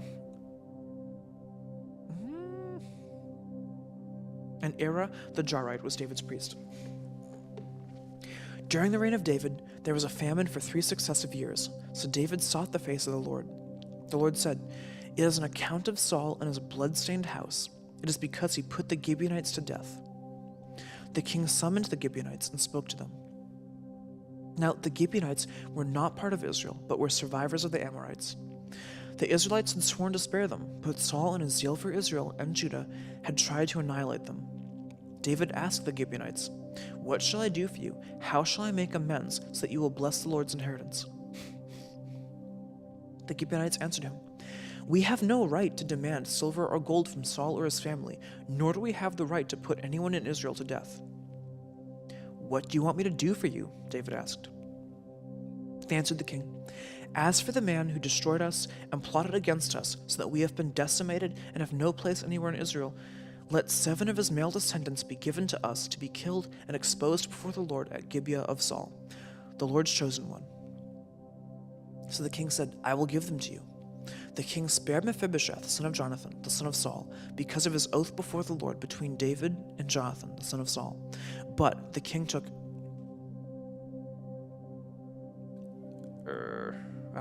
Ermoni and Mephibosheth, the 2 sons of Ahi's daughter Riphaz, whom she had borne to Saul, together with 5 sons of Saul's daughter Meherab, whom she had borne to Adriel, son of Barzillai the Mahalite. And he handed them over to the Gibeonites, who killed them and exposed them on the hill before the Lord. All 7 of them fell together. They were put to death during the first days of the harvest, just as the barley harvest was beginning.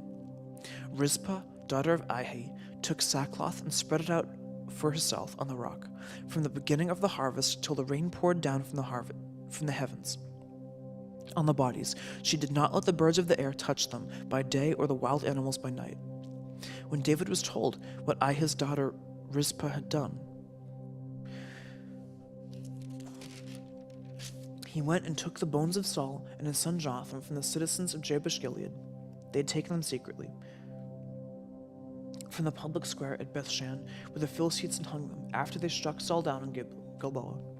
David brought the bones of Saul and his son Jonathan from there, and the bones of those who had been killed and exposed were gathered up. They buried the bones of Saul and his son Jonathan in the tomb of Saul's father Kish, at Zelah in Benjamin, and did everything the king commanded. After that, God answered the prayer on behalf of the land.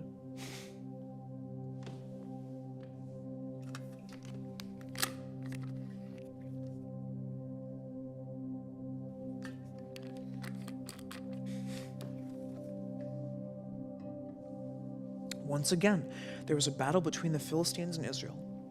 David went down with his men to fight against the Philistines, and he became exhausted. And Ishi-Benob, one of the descendants of Rapha, whose bronze spearhead weighed 300 shekels, and who was armed with a new sword, said he would kill David. But Abishai, son of Zeruiah, came to David's rescue. He struck the Philistine down and killed him. Then David's men swore to him, saying, "Never again will you go with us out into battle, so the lamp of Israel will not be extinguished." In the course of time, there was another battle with the Philistines at Gob. At that time, Shebekiah, the Hushonite, killed Saph, one of the descendants of Rapha. In another battle with the Philistines at Gob, Elinahum, son of Jarith Ogunim, the Benjamite, killed Goliath the Gittite, who had a spear with a shaft like a weaver's rod. In still another battle, which took place at Gath, there was a huge man with 6 fingers in each hand and 6 toes in each foot, 24 in all. He also was descended from Rapha. When he taunted Israel, Jonathan, son of Shemaiah, David's brother, killed him. These 4 were descendants of Rapha in Gath, and they fell at the hands of David and his men. David sang to the Lord the words of this song when the Lord delivered him from the hands of the enemies and from the hands of Saul.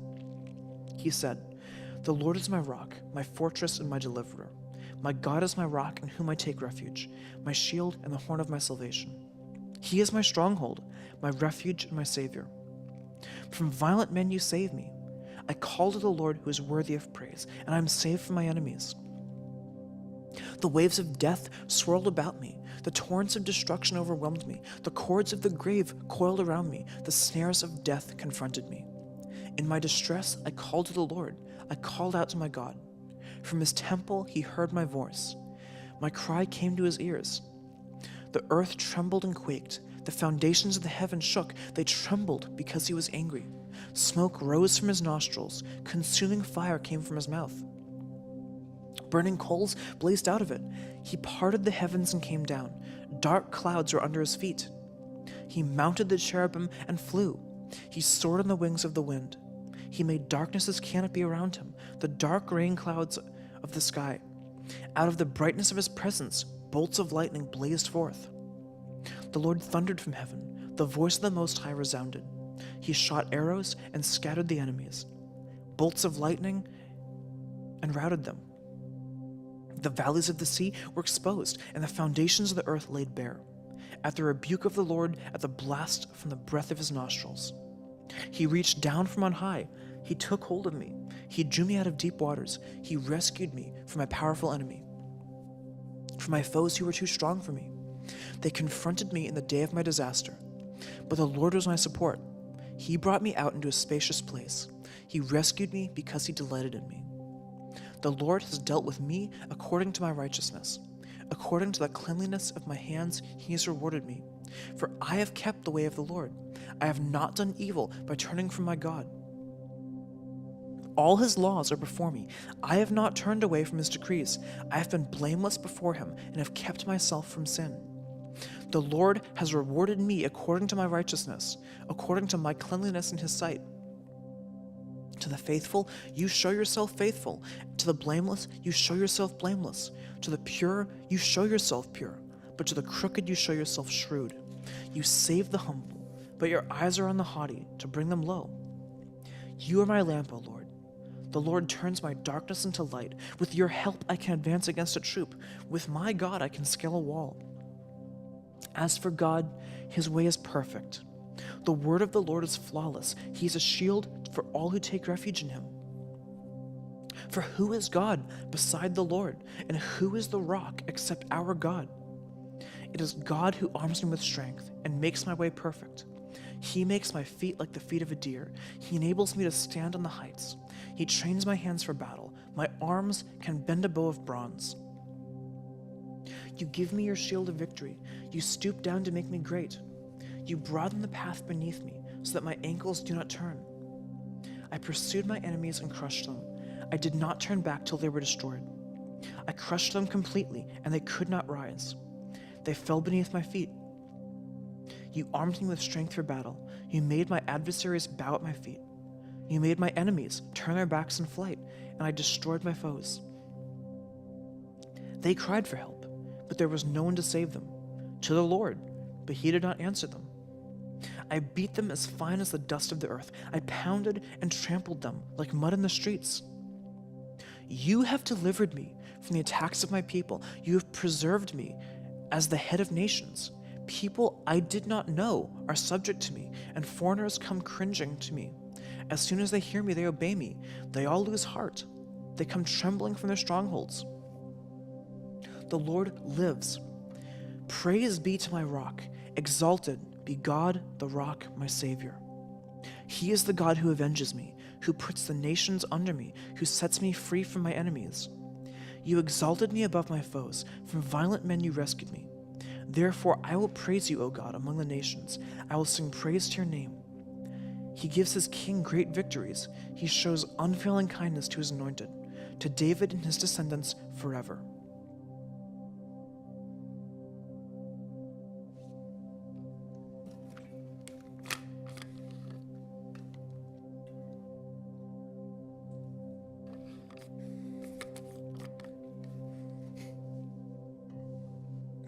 These are the last words of David.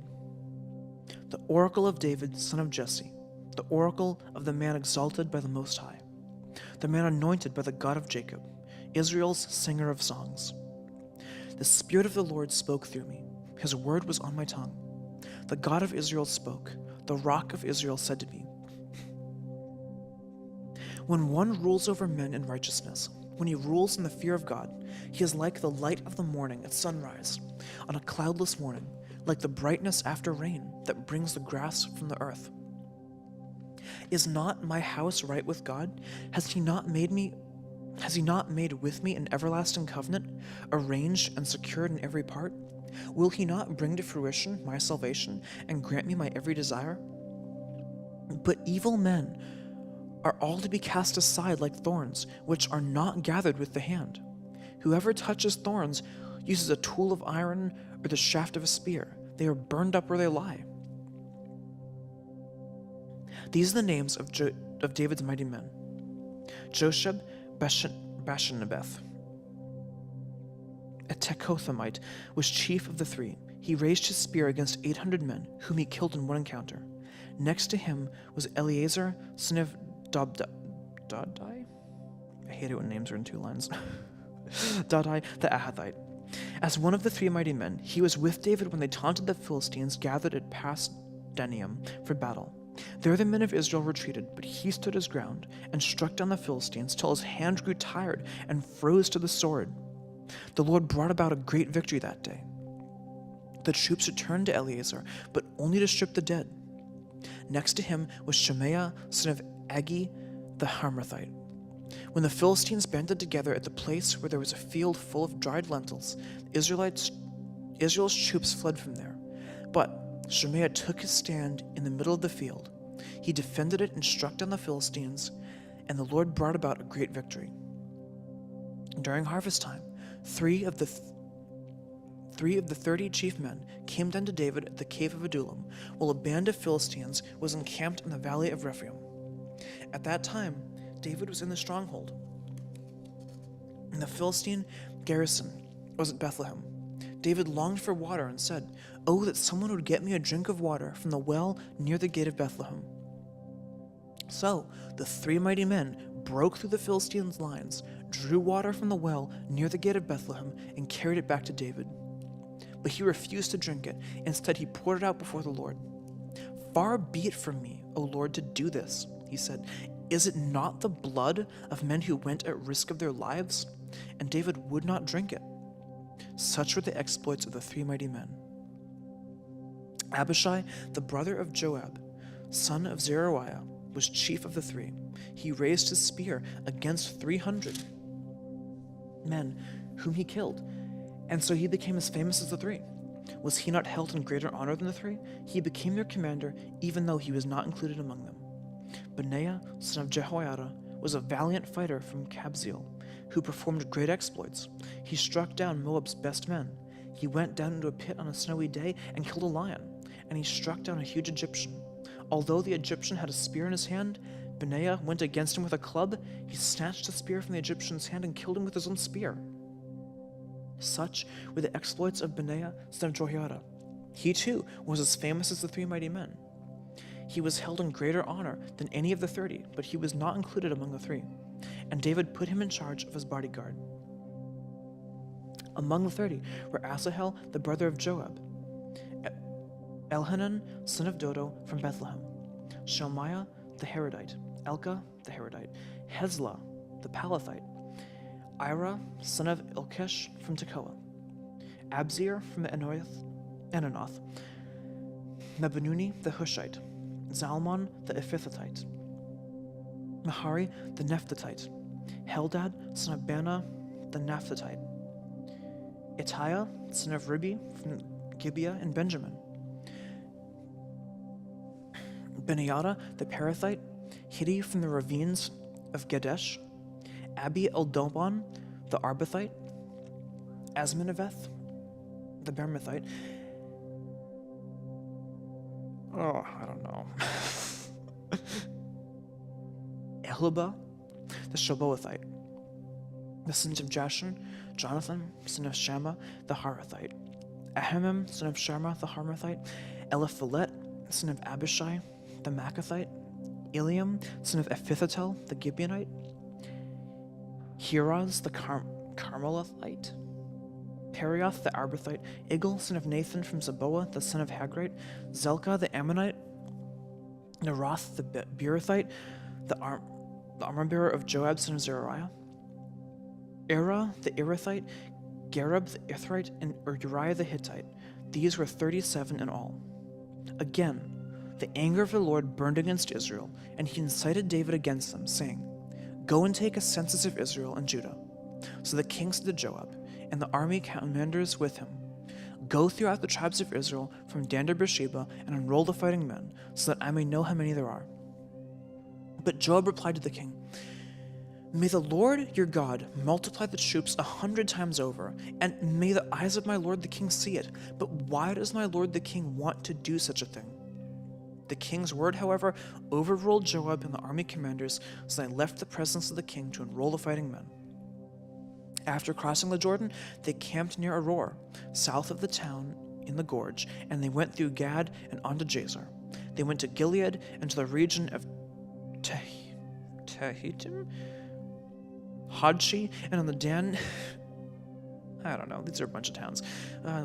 They went toward the fortress of Tyre and all the towns of the Hivites and Canaanites.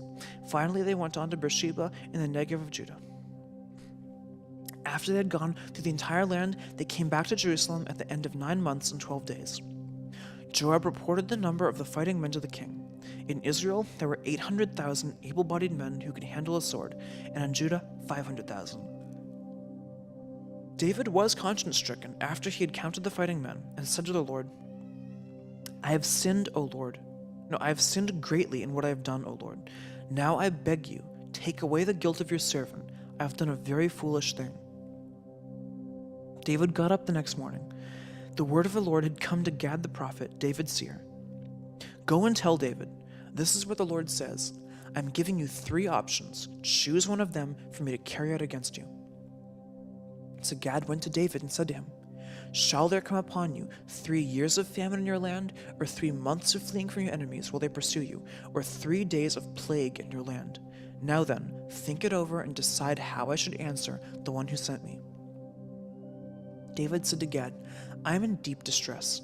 Let us fall into the hands of the Lord, for his mercy is great, but do not let me fall into the hands of men. So the Lord sent a plague on Israel from that morning until the end of the time designated, and 70,000 of the people from Dan to Beersheba died.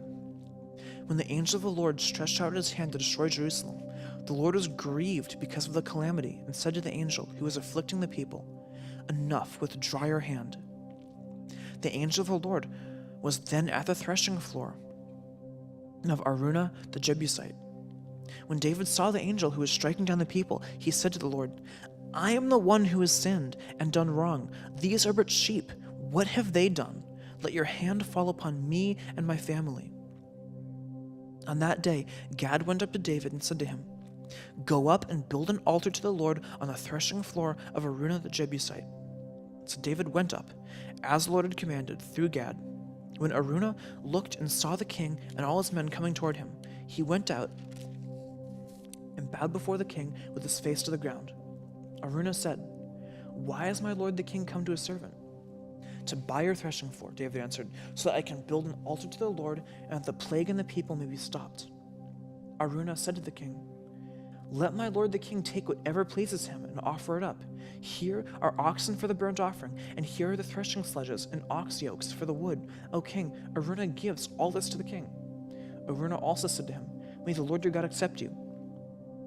But the king replied to Araunah, No, I insist on paying you for it. I will not sacrifice to the Lord my God burnt offerings that cost me nothing.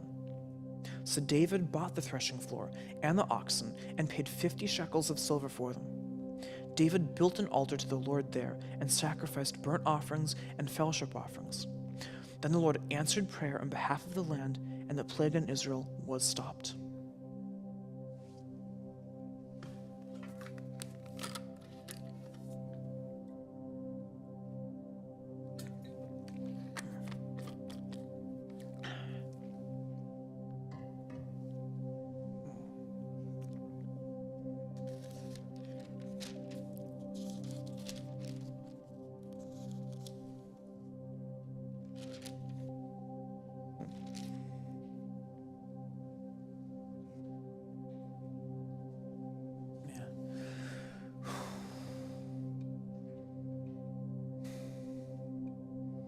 Lord, let us be like David,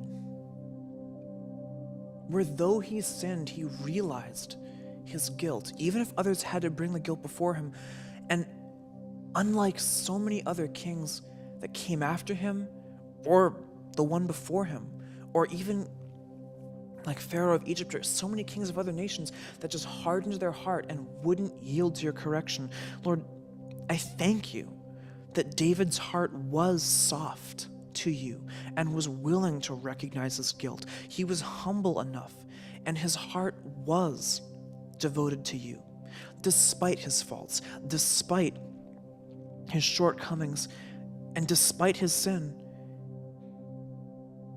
Despite his sin, he still turned back to you. He wasn't proud in his sin.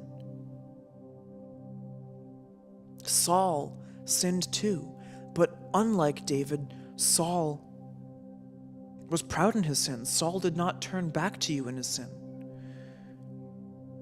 Lord, I thank you that because David was purely devoted to you, you promised to him that his descendants would rule before you forever.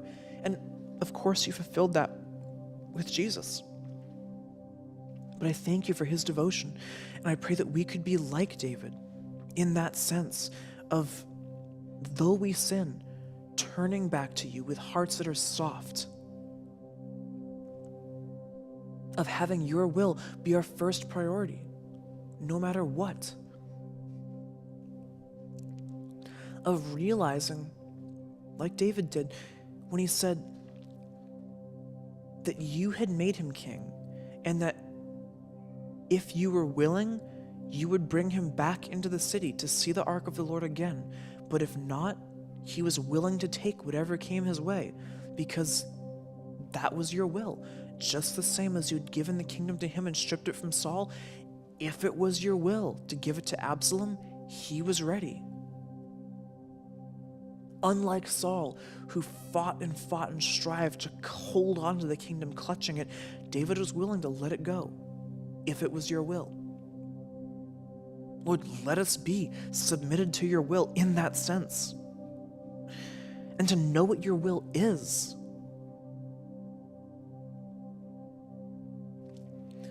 Lord, let us have a clarity and an understanding of what your will actually is, and then the humility to actually follow through and do it.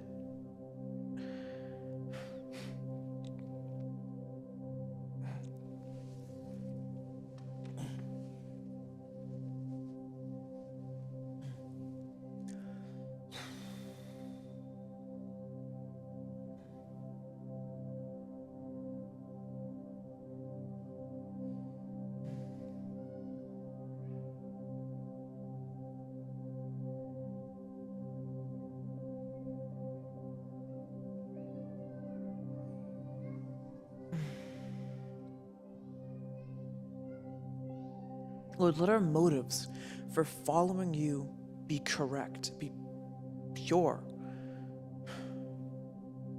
I keep thinking of Joab, how his motive, the driving force behind what he did in life, was power. He knew he wasn't going to be king, but he was content being commander of the army. And he murdered several people in cold blood to achieve that.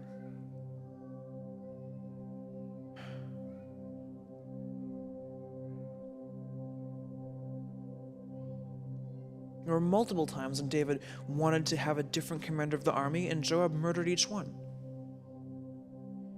Joab would just avenge the blood of those who had offended him.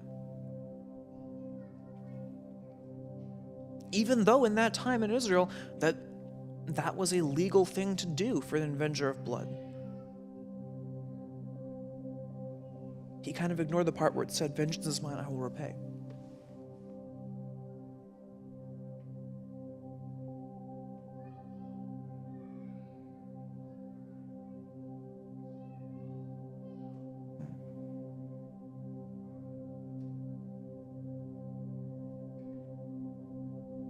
Although in that case it was actually being killed in battle versus being killed in cold blood, so it was killing, not murder, but that's aside from the point. Still, Lord, let us not be like Joab or Saul or so many others we read about who their primary motive was themselves. It was power, it was position, it was to progress their own position. Lord, let us not care about our own position, but actually have the attitude like Jesus and be a servant. Be content with serving all, to not need to be recognized or to not care about any of that, but to be submitted to your will, to serve from a place of love and motivated out of that love for others. Because in the end, that's all that matters.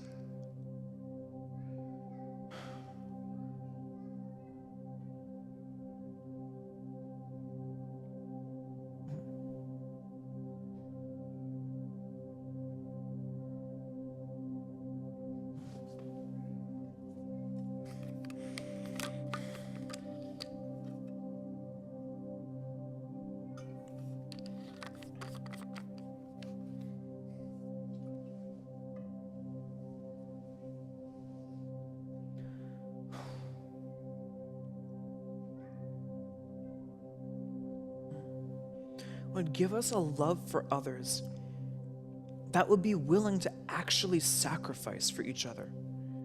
Not to love when it's convenient, but to love when it's inconvenient.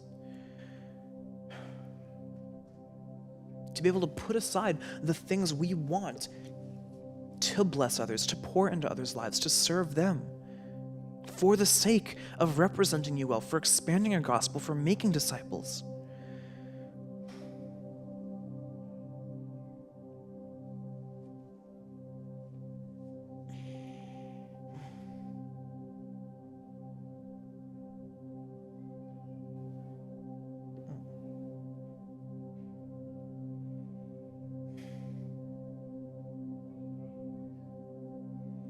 But I ask again that you remind us what truly matters in life.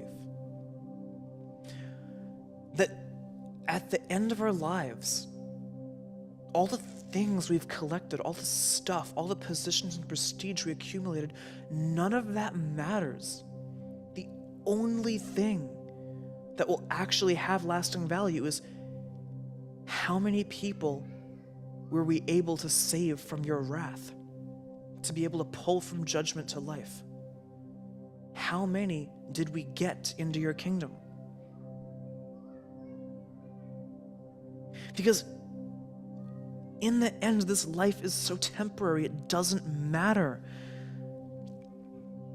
When we talk about reality, the spiritual is a whole lot more real than this physical present life. And when you remake the new heaven and new earth, that is what is truly real. That is what matters. The things here don't really.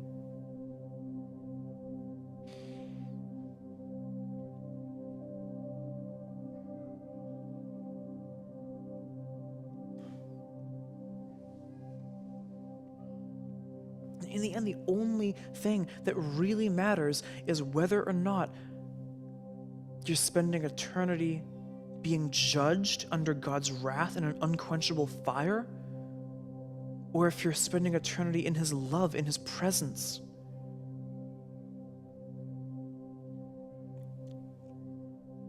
And we've been given an opportunity here to make a difference, to pull people from that wrath into His love.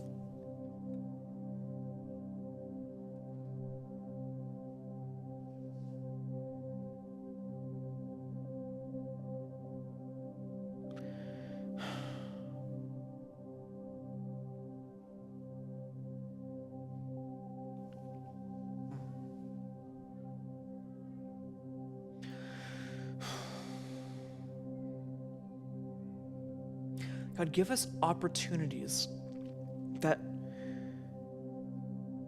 we'd be able to confront people who maybe they think they're following you. They may be Christians in name only, but to be able to confront them and show them the truth that the faith they have will not save them. The faith they think they have, the God they think they're believing in, is no God at all because it's one they made up.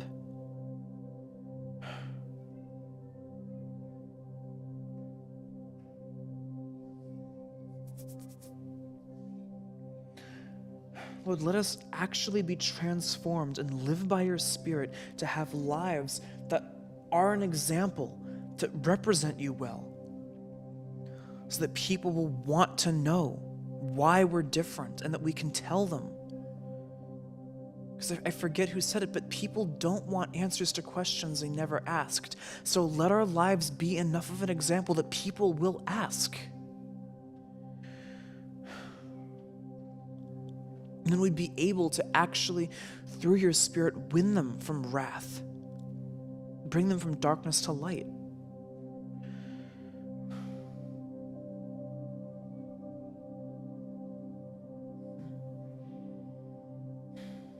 Because in the end, that's really the only thing that matters.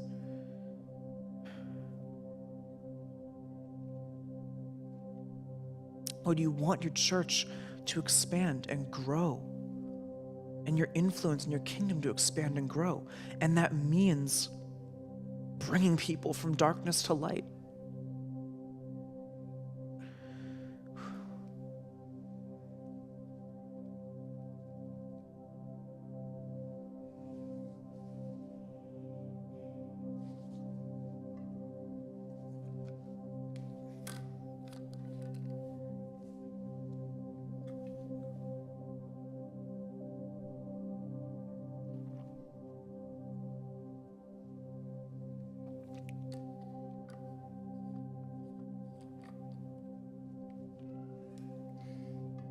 You going next?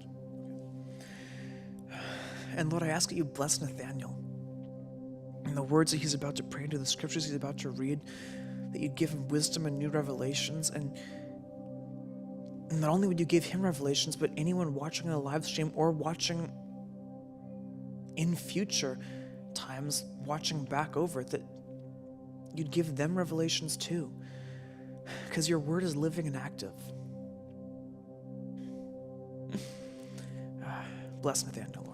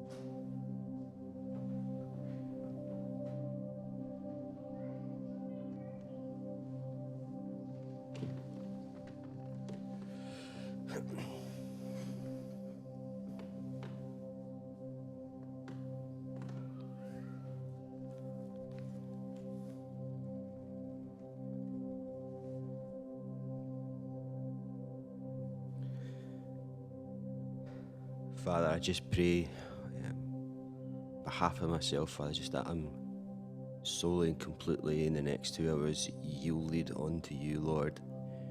Your will be done, Father, not my own. And Father, I just humbly just come before you. And I just ask that in this time, Lord, that I am solely and only your vessel.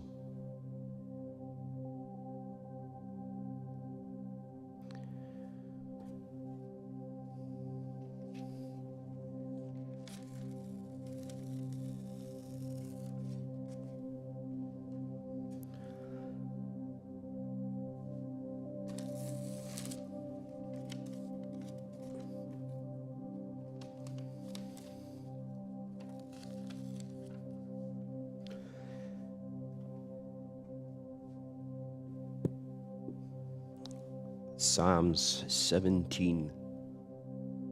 Hear me, Lord. My plea is just. Listen to my cry. Hear my prayer. It does not rise from deceitful lips. Let my vindication come from you. May your eyes see what is right. Through the probes of my heart, examine me at night and test me. You will find that I have planned no evil. My mouth is not transgressed. Though people try to bribe me, I have kept myself from the ways of violence. For what your lips have commanded, my steps have held to your paths. My feet have not stumbled. I call on you, my God, for you will answer me. Turn your ear to me and hear my prayer. Show me the wonders of your great love. You have saved your right hand those who take refuge in you from their foes. Keep me as an apple in your eye. Hide me in the shadow of your wings. Keep the wicked who are out to destroy me from my mortal enemies who surround me. They close up their claws, their callous hearts, and their mouths speak with arrogance. They have tracked me down. They now surround me with eyes alert to throw me to the ground. They are like lions hungry for prey, like a vicious lion crouching in cover. Rise up, Lord, confront them. Bring them down. With your sword rescue me from this wicked. But your hand saves me from such people, Lord, from those of this world, whose reward is in this life. May what you have stored up for the wicked fill their bellies. May their children gore themselves on it, and may there be leftovers for their little ones. As for me, I will be vindicted, and I will see your face. When I wake, I will be satisfied with seeing your likeness.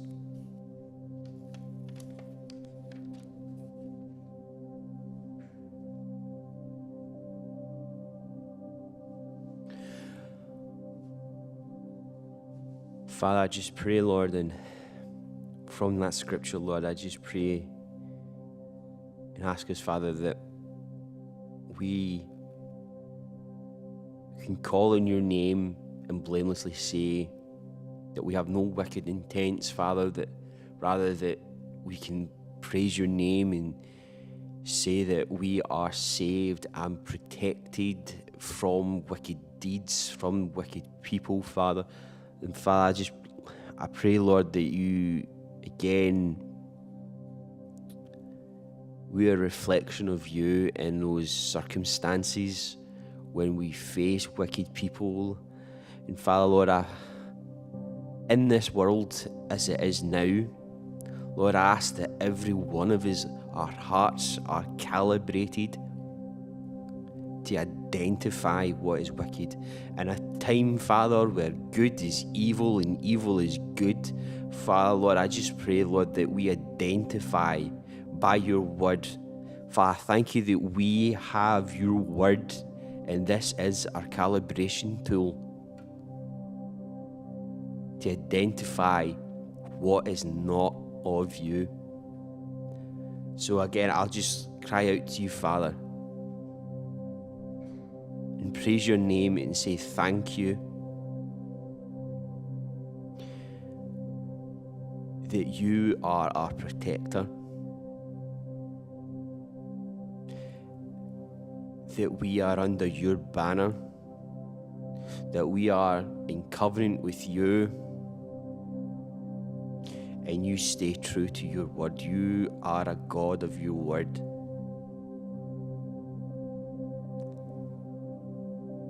So, Lord, I ask that we can rest under your wing, Father. Lord, that we stay in obedience to you, Father. That we don't come out undercover. That we stay in obedience to you, because in obedience to you there is protection. There is safety. Your commands are not cruel, they are for our own good, because you know better than any of us.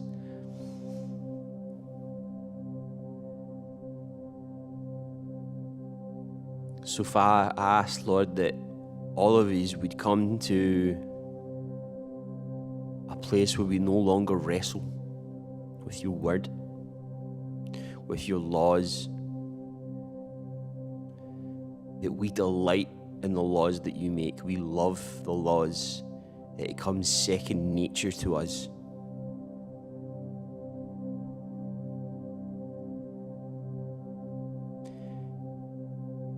For living a life of obedience unto you, Lord, is a life of worship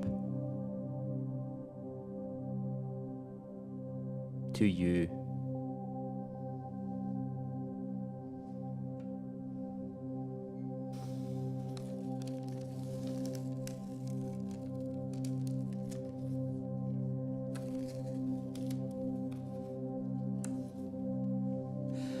Psalms 18. I love you, Lord, my strength. The Lord is my rock, my fortress and my deliverer.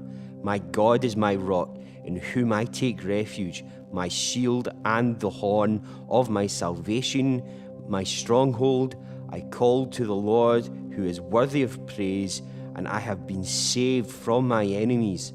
The cords of death entangle me, the torrents of destruction overwhelm me, the cords of the grave coil around me, the snares of death confronted me. In my distress, I called to the Lord. I cried to my God for help from the temple. He heard my voice. My cry came from him into his ears. The earth trembled and quaked, and the foundations of the mountains shook. They trembled because he was angry.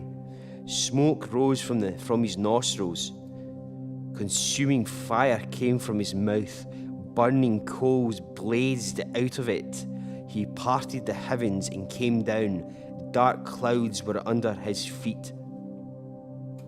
He mounted a cherubim, and flew. He soared on wings of the wind. He made darkness his covering, his canopy around him. The dark rain clouds of the sky, out of the brightness of his presence, clouds advanced. With hailstones and bolts of lightning, the Lord thundered from heaven. The voice of the Most High sounded. He shot his arrows and scattered the enemy, and created bolts of lightning. He routed them. The valleys of the sea were exposed, and the foundations of the earth laid bare at your rebuke, Lord, at the blast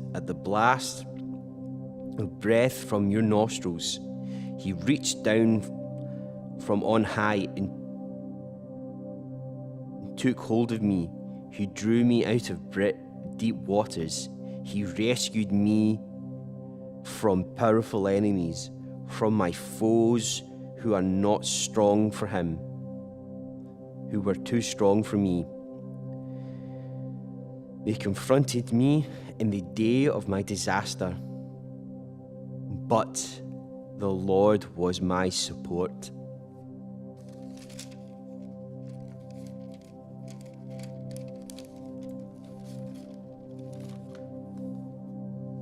He brought me out into a spacious place. He rescued me because he delighted in me. The Lord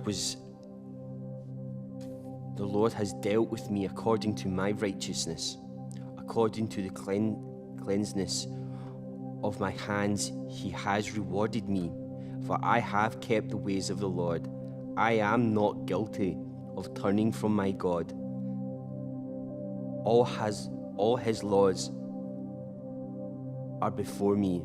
I have not turned away from his decrees. I have been blameless before him, and I have kept myself from sin. The Lord has rewarded me according to my righteousness, according to the cleanness of my hands in his sight.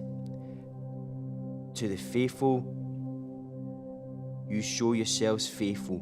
To the blameless, you show yourself blameless. To the pure, you show yourself pure. But to the devious, you yourselves shrewd. You save the humble, but bring low those whose eyes are haughty. You, Lord, keep my lamp burning. My God turns my darkness into light. With your help, I am advised against a troop. With your help, I can advance against a troop. With my God, I can scale a wall. As for God, His ways is perfect. The Lord's word is flawless. He shields all who take refuge in him. For who is God besides the Lord? And who is the rock except our God? It is God who arms me with strength and keeps my way secure. He makes my feet like the feet of a deer. He causes me to stand on the heights. He trains my hands for battle. My arms can bend a bow of bronze. You take your savings. You make your saving help my shield, and your right hand sustains me. Your help has made me great. You provide a broad path for my feet so that my ankles do not give way. I pursued my enemies and overtook them. I do not turn my back till they were destroyed. I crushed them so that they could not rise. They fell beneath my feet. You armed me with strength for battle. You humbled my adversities before me. You made my enemies turn their backs in flight, and I destroyed my foes. They cried help, but there was no one to save them. To the Lord, but he did not answer. I beat them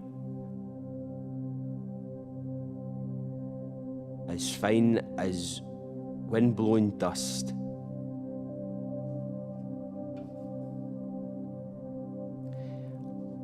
I trampled them like mud in the streets.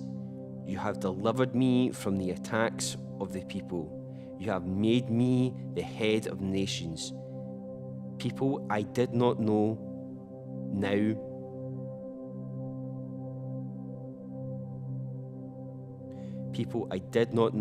serve me. Foreigners cower before me. As soon as they heard me, they obeyed me. They all lose heart. They became trembling from their strongholds. The Lord lives. Praise be to my rock. Exalted be God, my Savior. He is the God who avenges me and subdues nations under me. Who saves me from my enemies, who exalted me before my foes. From a violent man you rescued me. Therefore I will praise you, Lord, among the nations. I will sing the praises of your name. He gives his kings great victories. He shows unfailing love to his anointed, to David and his descendants forever.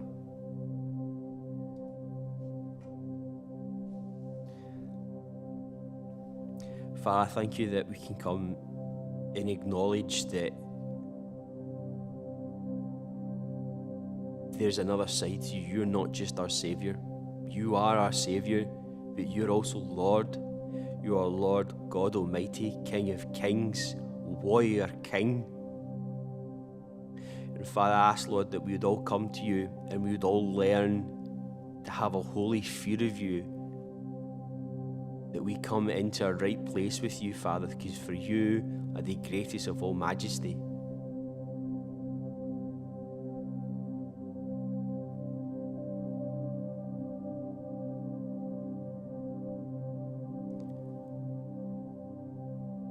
As your word says, every knee shall bow.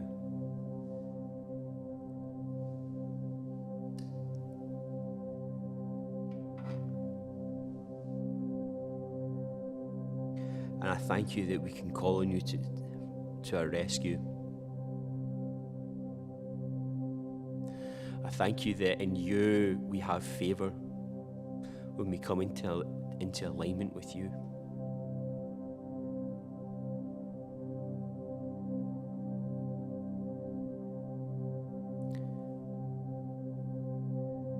That your name is higher than every other name. That demons tremble at the sound of your name.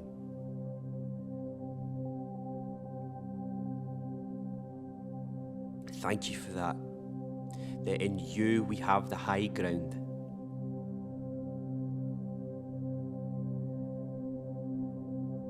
Thank you, Lord.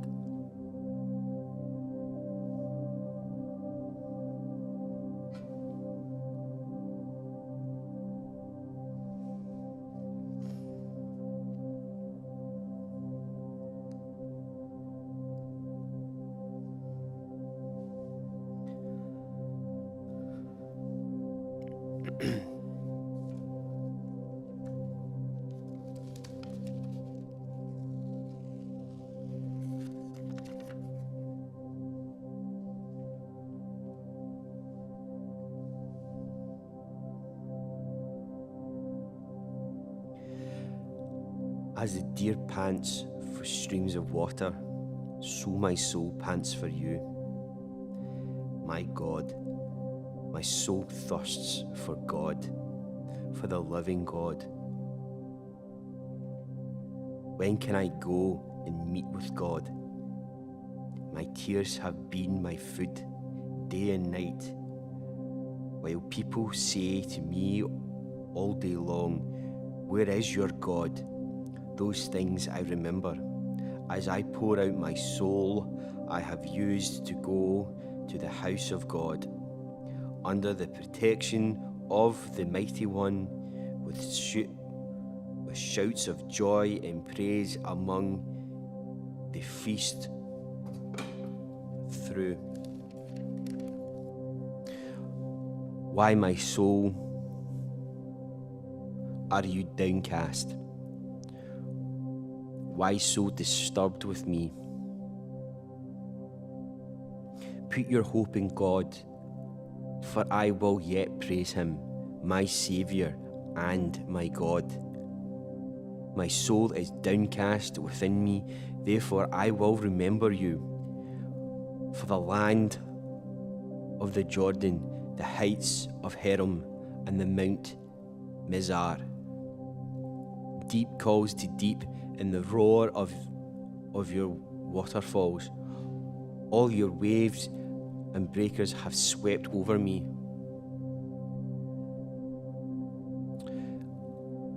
My day the Lord directs his love. At night his song is with me, a prayer to the God of my life. I say to God, my rock, why have you forgotten me? Why must I go about mourning, oppressed by the enemy?